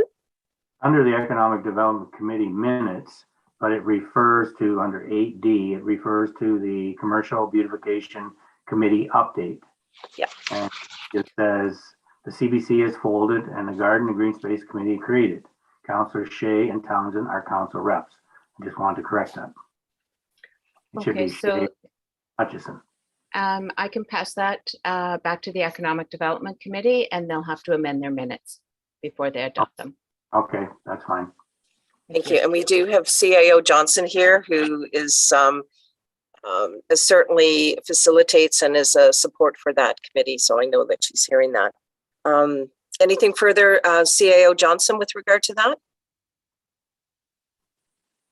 Good evening, everyone. And no, thank you, Madam Mayor. Duly noted. Very good. Anything further, Councillor Hutchinson? No, that's good. Okay, you're welcome. Any other member of council? I'm just looking to see if there was any additional hands up for this. All right, then. Clerk Scharbeck to the recommendation. Recommendation is that the minutes of committees and boards are hereby received. Is there a mover for this motion? Councillor Hergert and a seconder, Councillor Hamilton. Any clarification on the motion? Then all those in favor indicate with a raised hand. 7 members of council have voted in favor. The motion is carried. Moving on to item number 10, correspondence. 10.1, items requiring action. 10.1.1, Amen, request to purchase municipal lands. Clerk Scharbeck to the recommendation, please. To you, Mayor, the recommendation is that West Grey Council hereby directs that a planning report be brought forward to a future meeting regarding the property parcel included in the request to purchase municipal lands received from Ammerman. Ammerman. Thank you for the correction on the pronunciation.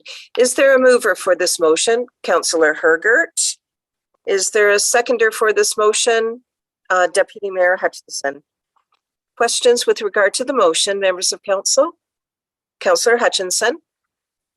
Sorry, my only question would be, in the planning report, if we'd like to look at what the present uses of that road are now. Is it a trail, a part of a snowmobile trail, et cetera, or farm use, et cetera? So hopefully that'll come out in the planning report. With that type of comment, Clerk Scharbeck, is that something that would be folded into the report? To you, Mayor. Yes, I believe that would be part of the report.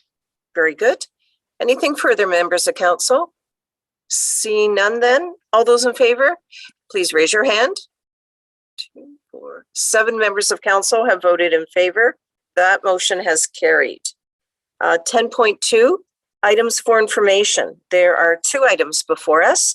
10.2.1, Minister Bethan Fowley. So it's been a little while since I had a delegation with him. Minister of Finance, 2022 Ontario Municipal Partnership Fund, and in brackets, OMPF letter. Is anything the council wishes to do with this? Councillor Townsend. With regard to Minister Bethlyn Falva's correspondence. Yes, thank you very much. I just wanted to comment that I believe the minister's letter provides great evidence for our delegation on this topic in Roma. So very good, Councillor. And nothing further. Then 10.2.2, Minister Clark, Ministry of Municipal Affairs and Housing, a letter to Hanover regarding AMO delegation. Anything on that, members of council? Seeing none, Clerk Scharbeck to the recommendation, please. Dear Mayor, the recommendation is that council hereby receives all correspondence items not otherwise dealt with. Thank you. Is there a mover for this motion? Deputy Mayor, is there a seconder for this motion? Councillor Townsend. Questions on the motion? All those in favor, please raise your hand. 4, 5, 6. 7 members of council have voted in favor of this motion. This motion has carried. On item number 11, staff reports, there are no staff reports on this particular agenda. Item 12, questions. In accordance with the West Grey Procedural Bylaw, members may ask, request clarification or updates on previous agenda items. Is there anything at this point, members of council? Councillor Hergert.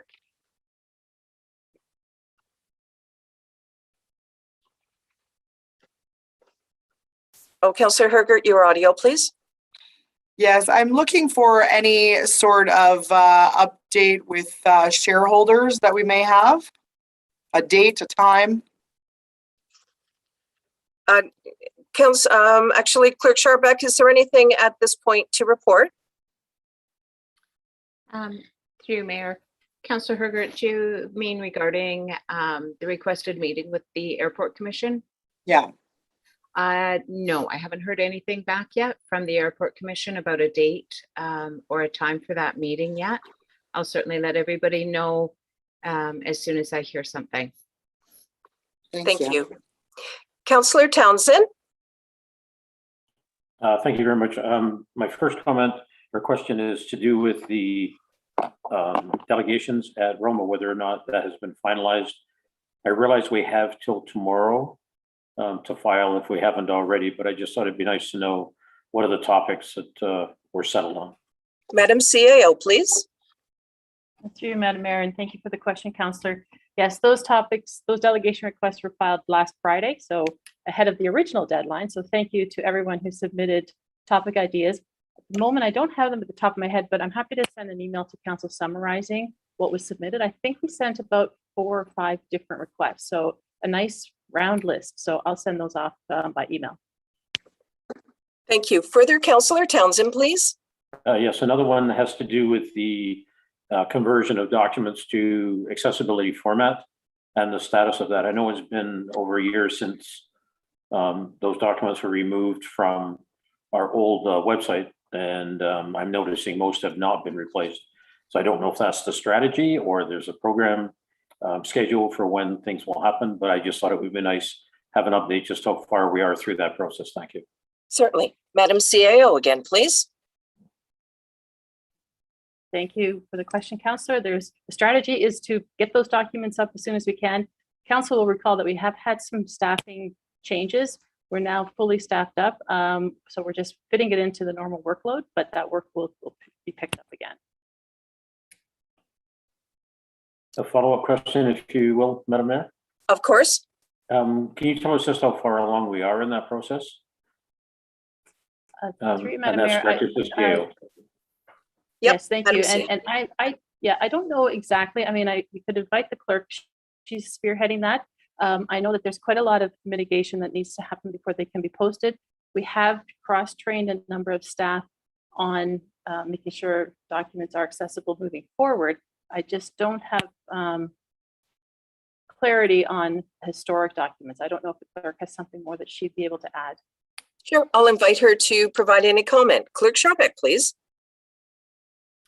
Thank you for that question. At this point in time, we're still getting through some onboarding and training pieces with the staff member who will be taking on the bulk of those document remediations.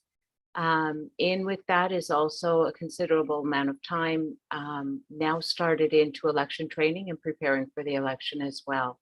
So we are trying to get those documents uploaded, and I think some of the cross-training with other staff that's been completed will help with that now that we are back in the office and a lot of the summer vacation days are done. So hopefully we can have some time to get back at that. I don't know but when really to estimate when we may be done. Each document takes a considerable amount of time. Thank you. Anything further, Councillor Townsend? Yeah, I thought we were actually having a tool to help us do that. And I'm a little concerned, particularly in the bylaw side, that we don't have those addressed and there. And I know people can call in, but I hear quite often about the frustration of even having to do that. They may not necessarily want to make it clear that they're looking at certain areas, and they have to make the call, or they don't get the time. They don't get the response in the timely fashion they're looking for. Not to say it's unreasonable on our part or theirs. I don't know the reasoning, but those are the comments I'm receiving. So it would be nice to see those at least up there. Well, thank you for those comments and relaying the information. All right, appreciate that very much, and appreciate that staff are working on it. We are looking forward to having the documents electronic and OADA compliant for certain. I'm not seeing any other member of council with regard to item 12. So with that, we've got some time here. Let's move on to the bylaws then. Item 13, bylaws. 13.1, bylaw 89-2021, a zoning amendment, part lot 37, lot 36, and lot 38, concession 3, WGR, Township of Bentic, 234128, concession 2, WGR, and in brackets, Z22.2021, Nomen, end of bracket. Clerk Sharbeck to the recommendation, please. Through you, the recommendation is that bylaw 89-2021, being a bylaw to amend zoning bylaw 37-2006 for property known as part lot 37, lot 36, and lot 38, concession 3, WGR, Township of Bentic, 234128, concession 2, WGR, Nauman, to be read a first, second, and third and final time. Thank you. And that was dealing with our public meeting. Is there a mover for this motion? Councillor Townsend. Is there a seconder, Deputy Mayor Hutchinson? Any comments on the motion? Seeing none. If you are in favor of this motion, please raise your hand. 2, 3, 7 members of council have voted in favor of this motion. The motion is carried. 13.2, bylaw 90-2021, confirming the proceedings of council. Clerk Sharbeck to the recommendation at hand. Through Mayor Robinson, the recommendation is that bylaw 90-2021, being a bylaw to confirm the proceedings of council, be read a first, second, and third and final time. Is there a mover for this motion? Deputy Mayor, is there a seconder for this motion? Councillor Hamilton. Any questions? All those in favor indicate with a raised hand. 7 members of council have voted in favor. The motion is carried. Item 14, new business. We have 2 notices of motion. First one, 14.1, notice of motion, December 7 and December 21st, 2021, council meeting time change. This motion is indicated here, moved by Deputy Mayor Hutchinson. Would you like to read your notice of motion? I can, Mayor Robinson. Go ahead. Thank you. Whereas the Grey County inaugural will be held on Tuesday, December 7th, 2021 at 11 a.m. And whereas the West Grey County or Council meeting is scheduled for Tuesday, December 7th, 2021 at 9 a.m. Therefore, the meeting time for the West Grey Council on Tuesday, December 7th, 2021 be changed from 9 a.m. start time to the 6 p.m. start time, and that the West Grey Council meeting for Tuesday, December the 21st, 2021 be changed from 6 p.m. start time to the 9 a.m. start time. Thank you. Is there a seconder for this motion? Councillor Townsend. Any comments with regard to this motion? Councillor Hamilton. Oh, thanks for bringing the motion forward. That makes a lot of sense. Could I just check in with staff about any delegations that might be booked or scheduled or any other concerns? Thank you. Thank you. Clerk Sharbach.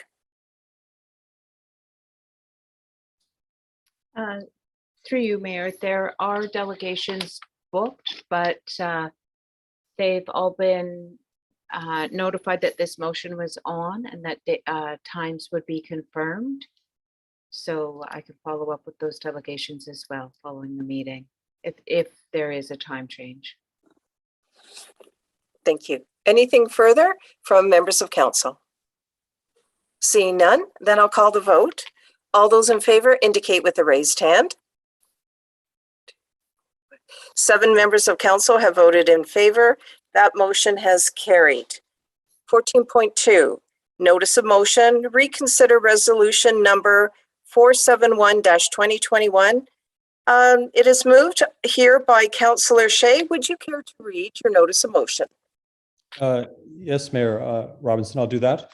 I move that council reconsider resolution number 471-2021 dated October 5th, 2021 regarding agenda item 11.2.1 to commence the municipal disposal of property identified as a portion of concession 14 NDR between the 20th Side Road NDR and the Mulock Road for the purpose of amending the parcel of land to be declared surplus and sold.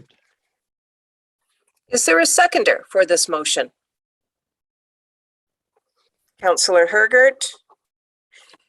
Any questions of clarity on this motion? Councillor Townsend. Thank you, Madam Mayor. Just a question for Councillor Shea. I believe this arose out of the clarification of the lands that the purchaser was actually interested in. And I just wanted to clarify that was the reasoning behind it first, before I made my second comment. Councillor Shea. Sure. Thanks for the question. Yes. So the we had a request to purchase an unopened road allowance, and the request it's been a long time in the works. It's gone back several staff members, but the request was initially to purchase a piece of part of the road allowance that goes between 2 pieces of property that the proponent owned. So that it was dividing their property in half in a sense, but that whole block of the road allowance goes well beyond where the proponent's property was. So we, at a previous meeting, decided that we would sell the land as requested, but that we would sell it as 1 unit. So that would mean that the proponent would have had to have bought the section that they wanted, which was dividing their 2 properties, and would give them access to a landlocked section as well. They would have to buy that and a whole other section that's twice as long, 3 times as long as what they initially needed. And they didn't want to take on the liability of buying all that other land. So I did speak with the proponents, and they're happy to buy half of this piece of land of the unopened road allowance, because they realized, as I think we discussed, we didn't want to end up selling, 1/3 of the end of a road to one landowner, 1/3 of the end of the road at the other end to another landowner, and to be stuck with 1/3 in the middle. So I've suggested that we consider dividing the road allowance in half and then offering it to the general public or the neighboring landowners. So I'm going to go to Clerk Scharbeck, please. Through you, Mayor Robinson, it's important to, if there's a motion to reconsider, that the main motion is not discussed until the motion to reconsider is voted on. Okay, there we are. There we go, everyone. So on this motion, we have a mover and a seconder. All those in favor indicate with a raised hand.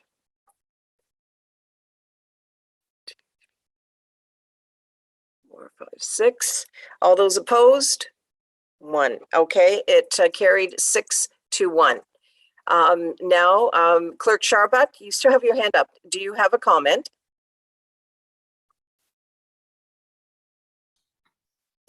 Through you, Mayor, I believe the main motion, when it is considered, such vote shall be by a recorded vote. Okay, then please, you're asking the recorded vote, that is fine.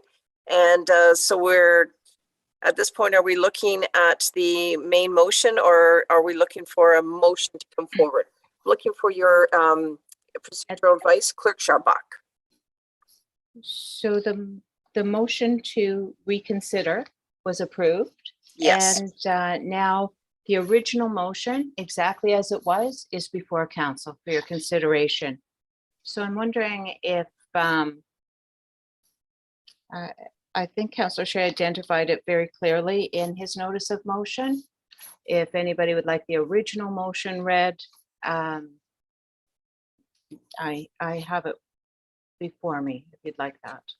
Yes, I'm going to suggest that if you wouldn't mind, please read that.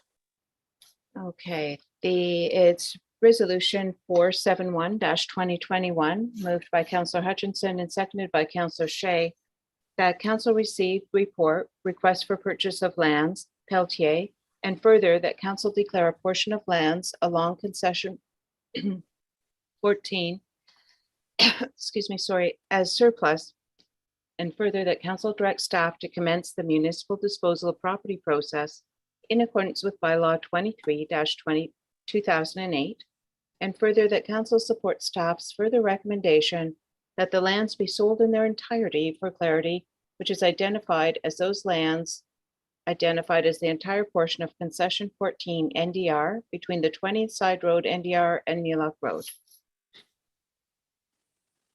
So at this point, procedurally, Clerk Scharbeck, what is the next step? Through you, Mayor, that's up to council to deal with this motion that's before them. So whether you'd like to vote on the same motion again, or if any member was moving an amendment to the main motion before it's voted on, we're at the exact spot we were when it first came to council. So it's certainly up to council. We need a mover and seconder. We're right at the beginning. Thank you. And I appreciate that, because I wanted everybody out to have full knowledge of where we're at. So thank you very much for going through that. And for those of you that would have known already, it is just something that I want to ensure that all members of council know, and the public. Councillor Shea, I saw your hand up first. Go ahead.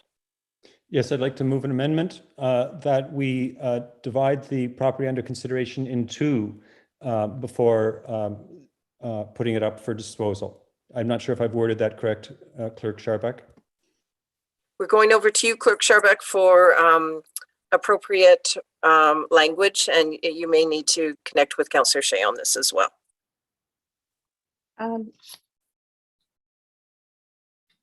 Sorry, through you, Your Worship, the recommendation is moved by Councillor Shea, that the main motion be amended Mhm. by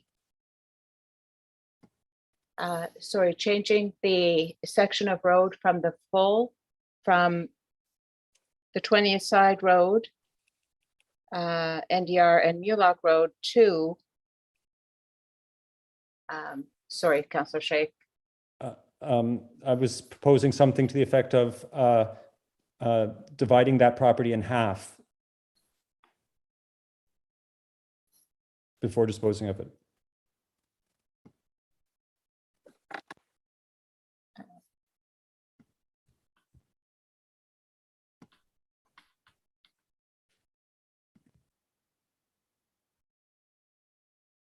Clerk Sharbeck, as you are wordsmithing, I do see our planner with her hand up. I'm going to invite her to speak, most likely for clarification. Please go ahead, Planner Spencer.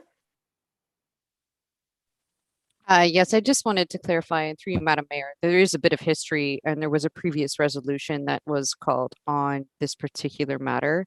So I believe that the delay with the clerk is just to clarify those matters for council's recall, so to speak. So I think if we can have some patience, I think there's not just one resolution that needs to be, or motion, so to speak, that needs to be dealt with. So that's the clarification that needs to be required. Thank you, Planner Spencer. Back to you, Clerk Sharbeck, when you're prepared to speak. Thank you.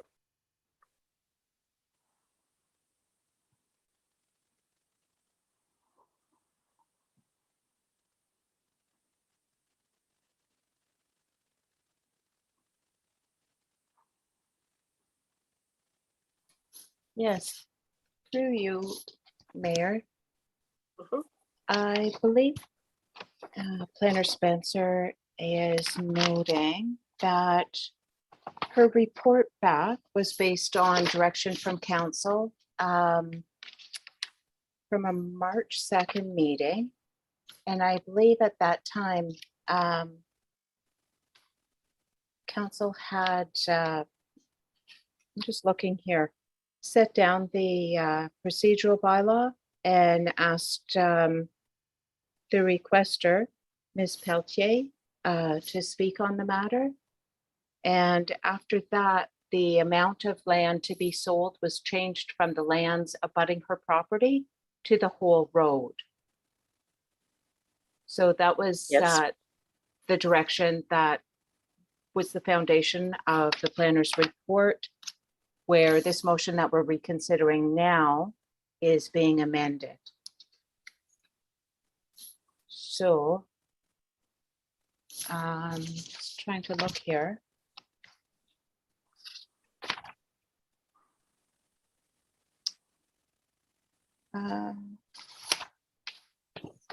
So looking back, that council directs staff to proceed with the process to sell the unopened road allowance between the 20th Side Road and Mulock Road.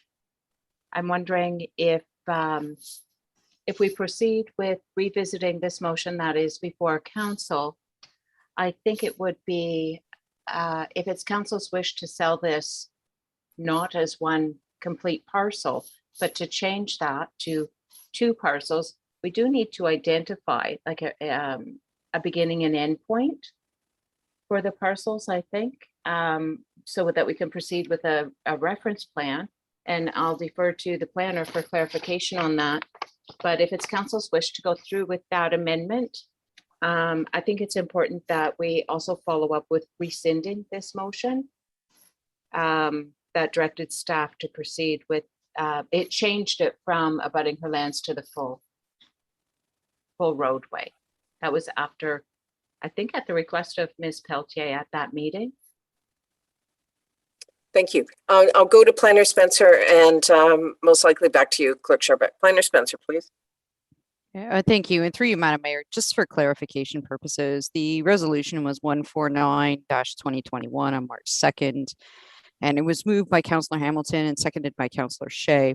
And it was that council direct staff to proceed proceed with the process to sell the unopened road allowance, being a road allowance on section 14 NDR between the 20th Side Road and Mulock Road. And that was carried by council, and therefore that is the direction that staff was given to proceed. So if there's direction that's different at this point in time, that needs to be clarified.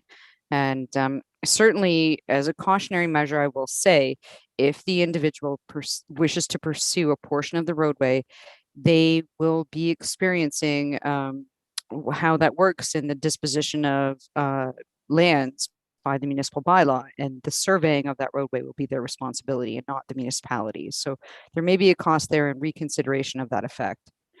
Just a note of point. Thank you. Clerk Sharbuck, is there anything additional you wish to say at this point for the motion? I just have it moved at this point because we're working on the language for the motion. And I'm just wondering if I could confirm with Councillor Shea that the motion be amended by changing the section of property to be sold from between the 20th Side Road NDR and Mulock Road to identify that these lands be sold in 2 equal parcels. Would that identify the halfway mark? Enough to proceed? Through you, Mayor Robinson, I think it would. I do think that there's a little bit of confusion around this file. I believe it was indicated by you, Clerk Sharbuck, that the proponent's original request was to acquire the land that abutted their property, and only Yes. the part of the road allowance that abutted their property. It was council's decision, based on a recommendation by the planner, to extend the property to include the entire section, 3 times larger than what the proponent was requesting.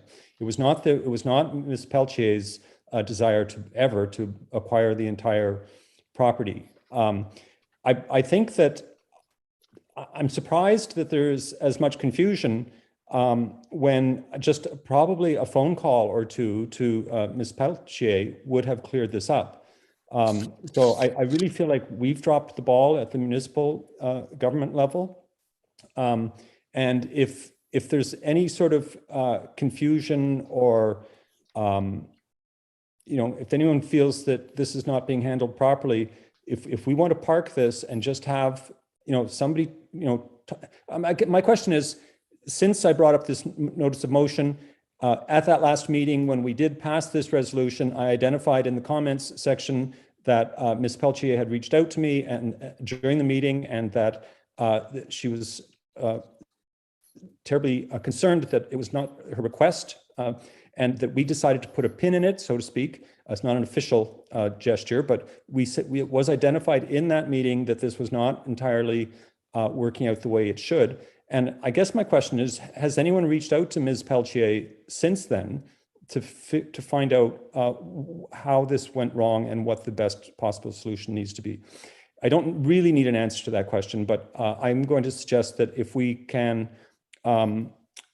just sell the section of the property that abuts Ms. Peltier's property as she originally requested, that would probably be the cleanest solution in terms of defining where the end of the section would be. So what I'm going to suggest, thank you, Councillor Shea, and following this item all along in terms of how the motions were put in place and voted on, and now the reconsideration that is before us. With all the history with regard to the item and looking at the procedural process, I'm just wondering, Clerk Sharbuck, to you first, and then obviously over to Council for this. Would it be prudent if we address this matter at a subsequent council meeting, now that we've identified for reconsideration, but just getting a staff report back on where we are with this, or rather than deal with it at this particular time, getting clarity within that report? What is your comment on that? Well, we do have a motion moved and seconded on the floor that needs to be addressed. and that is to amend the main motion. We're just clarifying the wording. So just to go back to that March meeting, actually the original recommendation was, and the request was based on the request to sell abutting lands. And at that time, the rules of the procedural bylaw were suspended to allow Ms. Pelletier to speak at the meeting. And after she spoke, Councillor Townsend moved and Councillor Hutchinson seconded that the motion regarding the sale of unopened road allowance on concession NDR be amended by removing the specific lot numbers and including, quote, between the 20th Side Road and Mulock Road. So that's how that got changed. And if that was not Ms. Peltier's intent at that meeting, that's okay. We can fix this moving forward. So if we can identify the lands that, if we go back to that original, Councillor Shea, to the lands on that road allowance abutting Ms. Peltier's property, then that will amend this motion. And then the main motion gets voted on. But I think following that, once this is tidied up, I would recommend that council move and second a motion to rescind motion 149, 2021, that gave direction to the planner to base her report on that full road.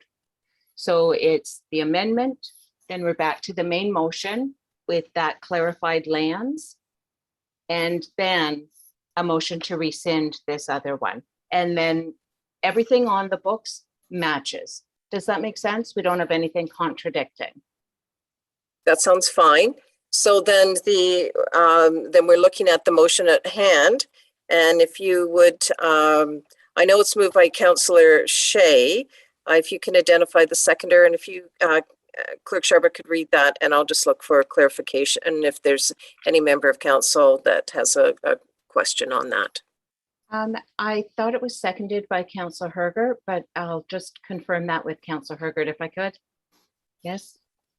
Okay. So the motion is moved by Councillor Shea and seconded by Councillor Hergert that the main motion be amended by changing the section of property to be sold from the full concession 14 NDR between the 20th Side Road, NDR, and Mulock Road to the portion of concession 14 NDR abutting Ms. Peltier's property. I don't have the lot numbers with me, but I think that's clear enough to go forward if you're okay with that, Councillor Shea. Councillor Shea, thank you. And as the seconder, Councillor Hergert, you're fine with the wording? Okay, questions of clarity with regard to the motion? I see Councillor Hergert, then Councillor Hutchinson. Councillor Hergert. I have one question regarding access. If this property is sold, I guess I don't have the map in front of me right at the moment, does that cut off access to the remainder of the unopened road allowance? Planner Spencer. Thank you, and through you, Madam Mayor.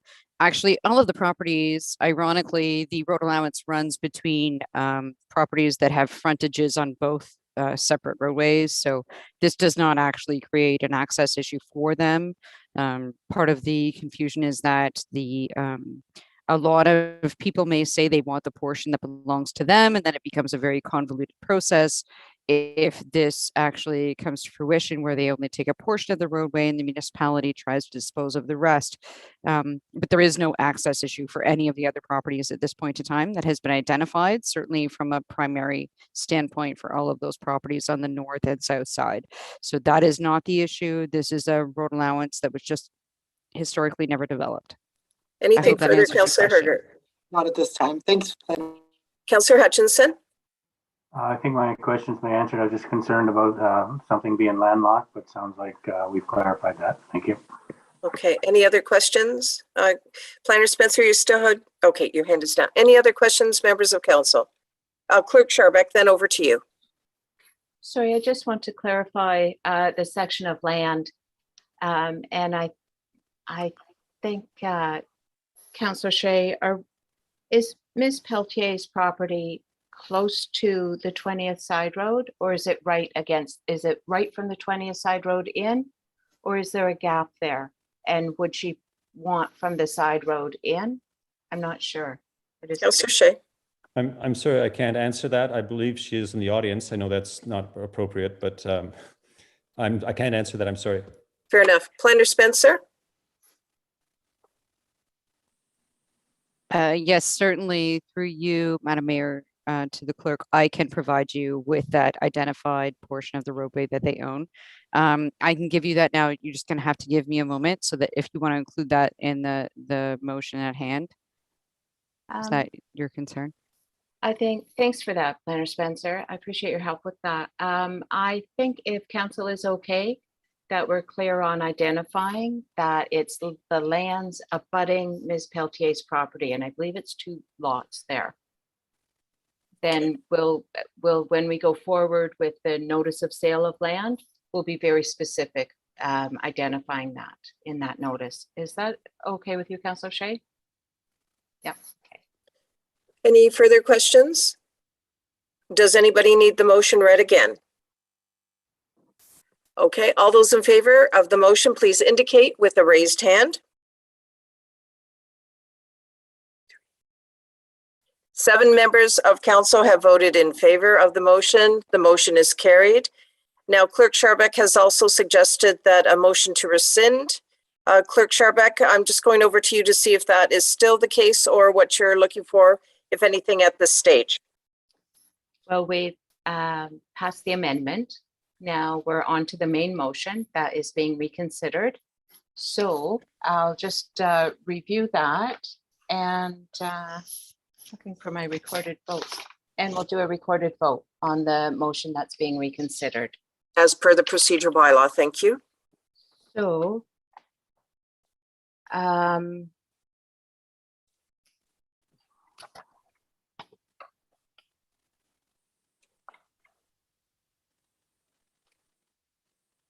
moved by Councillor Shay and seconded by Councillor Hergert. Is that correct? Councillors, is that correct? I'm getting indication from both. Okay. It is correct. That council received the report, request for purchase of lands, Peltier, and further that council declare a portion of the lands along concession 14 NDR is surplus, and that council directs staff to commence with the municipal disposal of property process in accordance with bylaw 23-2008, and further that the lands to be declared surplus and sold shall be this portion of concession 14 NDR abutting Ms. Peltier's property. Does that clearly reflect your amendment? And I'll call for the vote. Mayor Robinson. In favor. Councillor Shay. In favor. Councillor Townsend. In favor. Deputy Mayor Hutchinson. In favor. Councillor Hergert. Yes. Councillor Hutchinson. In favor. And Councillor Hamilton. Yes. And that motion is carried. So now I would recommend, just so we don't have something contradictory on the in our resolutions, that the resolution directing staff at the March meeting, that resolution 148-2021 be rescinded.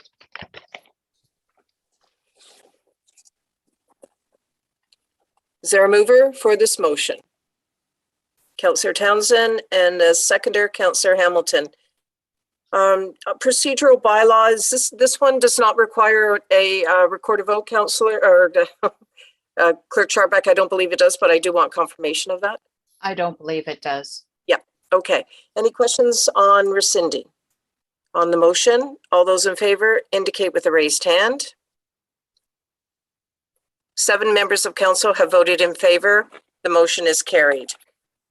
Now, just to confirm, Clerk Charbeck, is there any other, what I'm going to call a procedural process that we need to address at this time with regard to this item? No, I think that cleans it up and lets us move forward with legally identifying those lands so we can get that notice of intention to sell properly posted. Thank you. Okay, before we go on to item 15, I'm wondering if we could take a break. When we'll have a 15-minute break, we'll come back on item 15, which is announcements, and then there's item 16, the closed session. With that, I'm not seeing any indication from anyone. So how about we come back at 8:20? All right. Thank you. I hope you enjoy your break, and please put your audio and video off. See you back at 8:20. Thank you very much.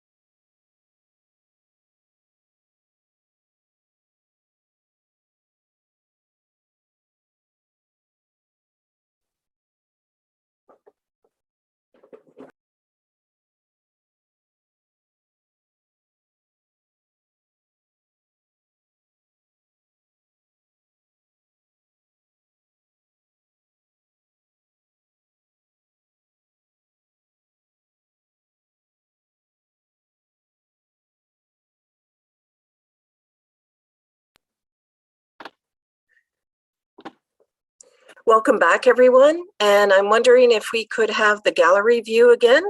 I want to just confirm we have all members of council back. And as I'm doing that, CAO Johnson, do we have the staff we require, including Clerk Sharback, please?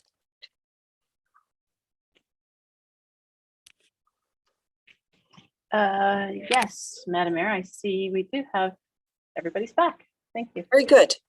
Very good. So we have all members of council, and our CAO has confirmed she has the staff she requires. And I'm calling the meeting back to order. I hope you really enjoyed your break. On item 15 now, this is announcements. In accordance with the West Grey procedural bylaw, comments are not debatable, nor shall they be introduced as new business. Comments shall be limited to 5 minutes per member. Members of council, are there any announcements at this time? Okay, I just want to identify. Okay, please go ahead, Councillor Hutchinson, please. Sure, just a little fundraiser that the BIA is going to do.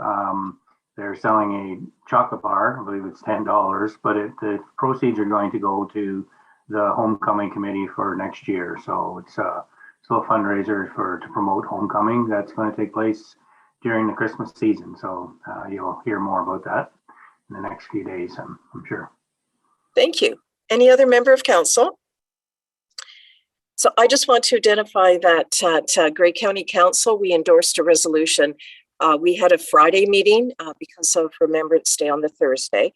So this past Friday, there was a resolution from the Long-Term Care Redevelopment Task Force to award a contract just over $2.5 million to Kpis Architecture Ontario Inc. to provide prime consultant services for the long-term care redevelopment of Rockwood Terrace. They are the prime consultant or architect, really does encompass the entire project, and the scope of the architect service is quite extensive, as you can well imagine. So we have an architect and all the associated services with all the different classes of engineers and specialists will be part of this. It's a major step forward in the redevelopment of Rockwood. And to have Kpis on board now will really allow Grey County to move forward on design and site planning aspects. Please stay tuned, but I wanted to provide you that information. Any other member of council have a comment at this stage? Certainly we're coming up to the festive season, so we'll look forward to any comments from staff with regard to those festive activities. Okay. Item 16 now, closed session. Clerk Sharbeck to the recommendation, please. Through Mayor, the recommendation is the council proceeds into a closed session at 8:23 p.m. with the CAO, Director of Finance, Director of Administration, and Legislative Coordinator for the purpose of addressing personal matters about identifiable individuals. Is there a mover for this motion? Deputy Mayor, is there a seconder for this motion? Councillor Hergert. Any questions on the motion? Seeing none, all those in favor, please indicate with a raised hand. 7 members of council have voted in favor. The motion is carried. Okay, so we are now moving into closed session.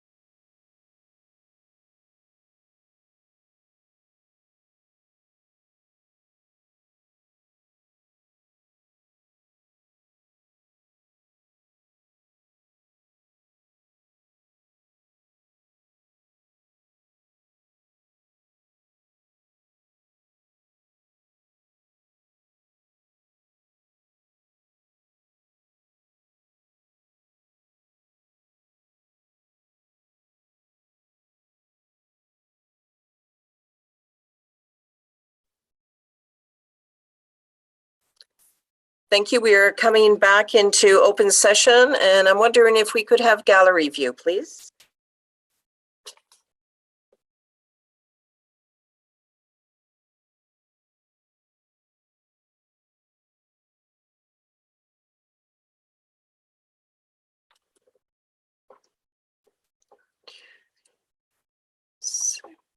I'm just waiting on Councillor Hutchinson. We left him in the breakout room.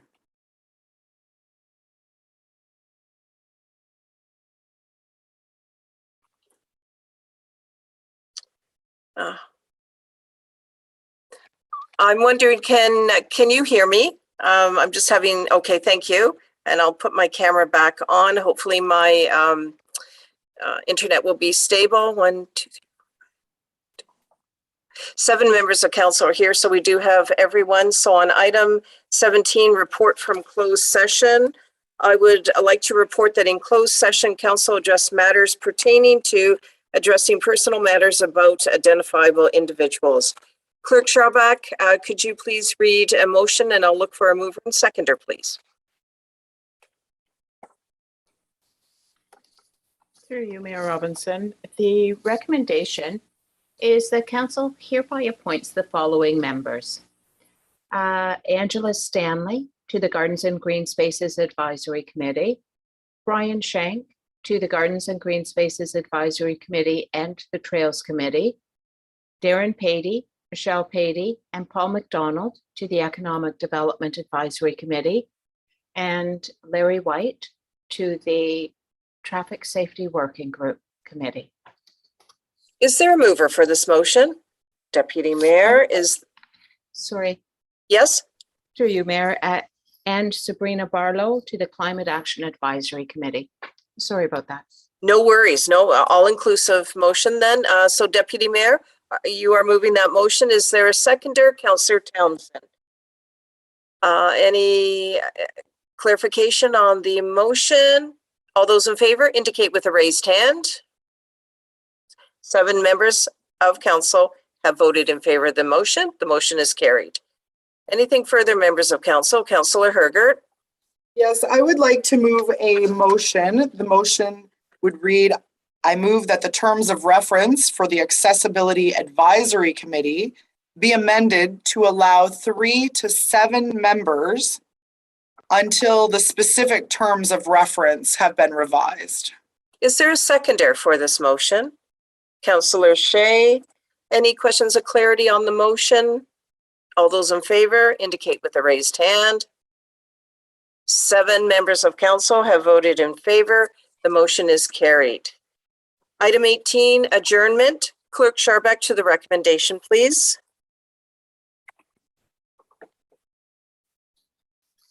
The recommendation through you, Mayor Robinson, is that we do now adjourn at 9:02 p.m. to meet again on December 7th, 2021, or at the call of the chair. Is there a mover for this motion? Councillor Hutchinson and seconder Councillor Hamilton. All those in favor indicate with a raised hand. 7 members of council have voted in favor of the motion. The motion is carried. Thank you very much. Have a very good evening, everyone.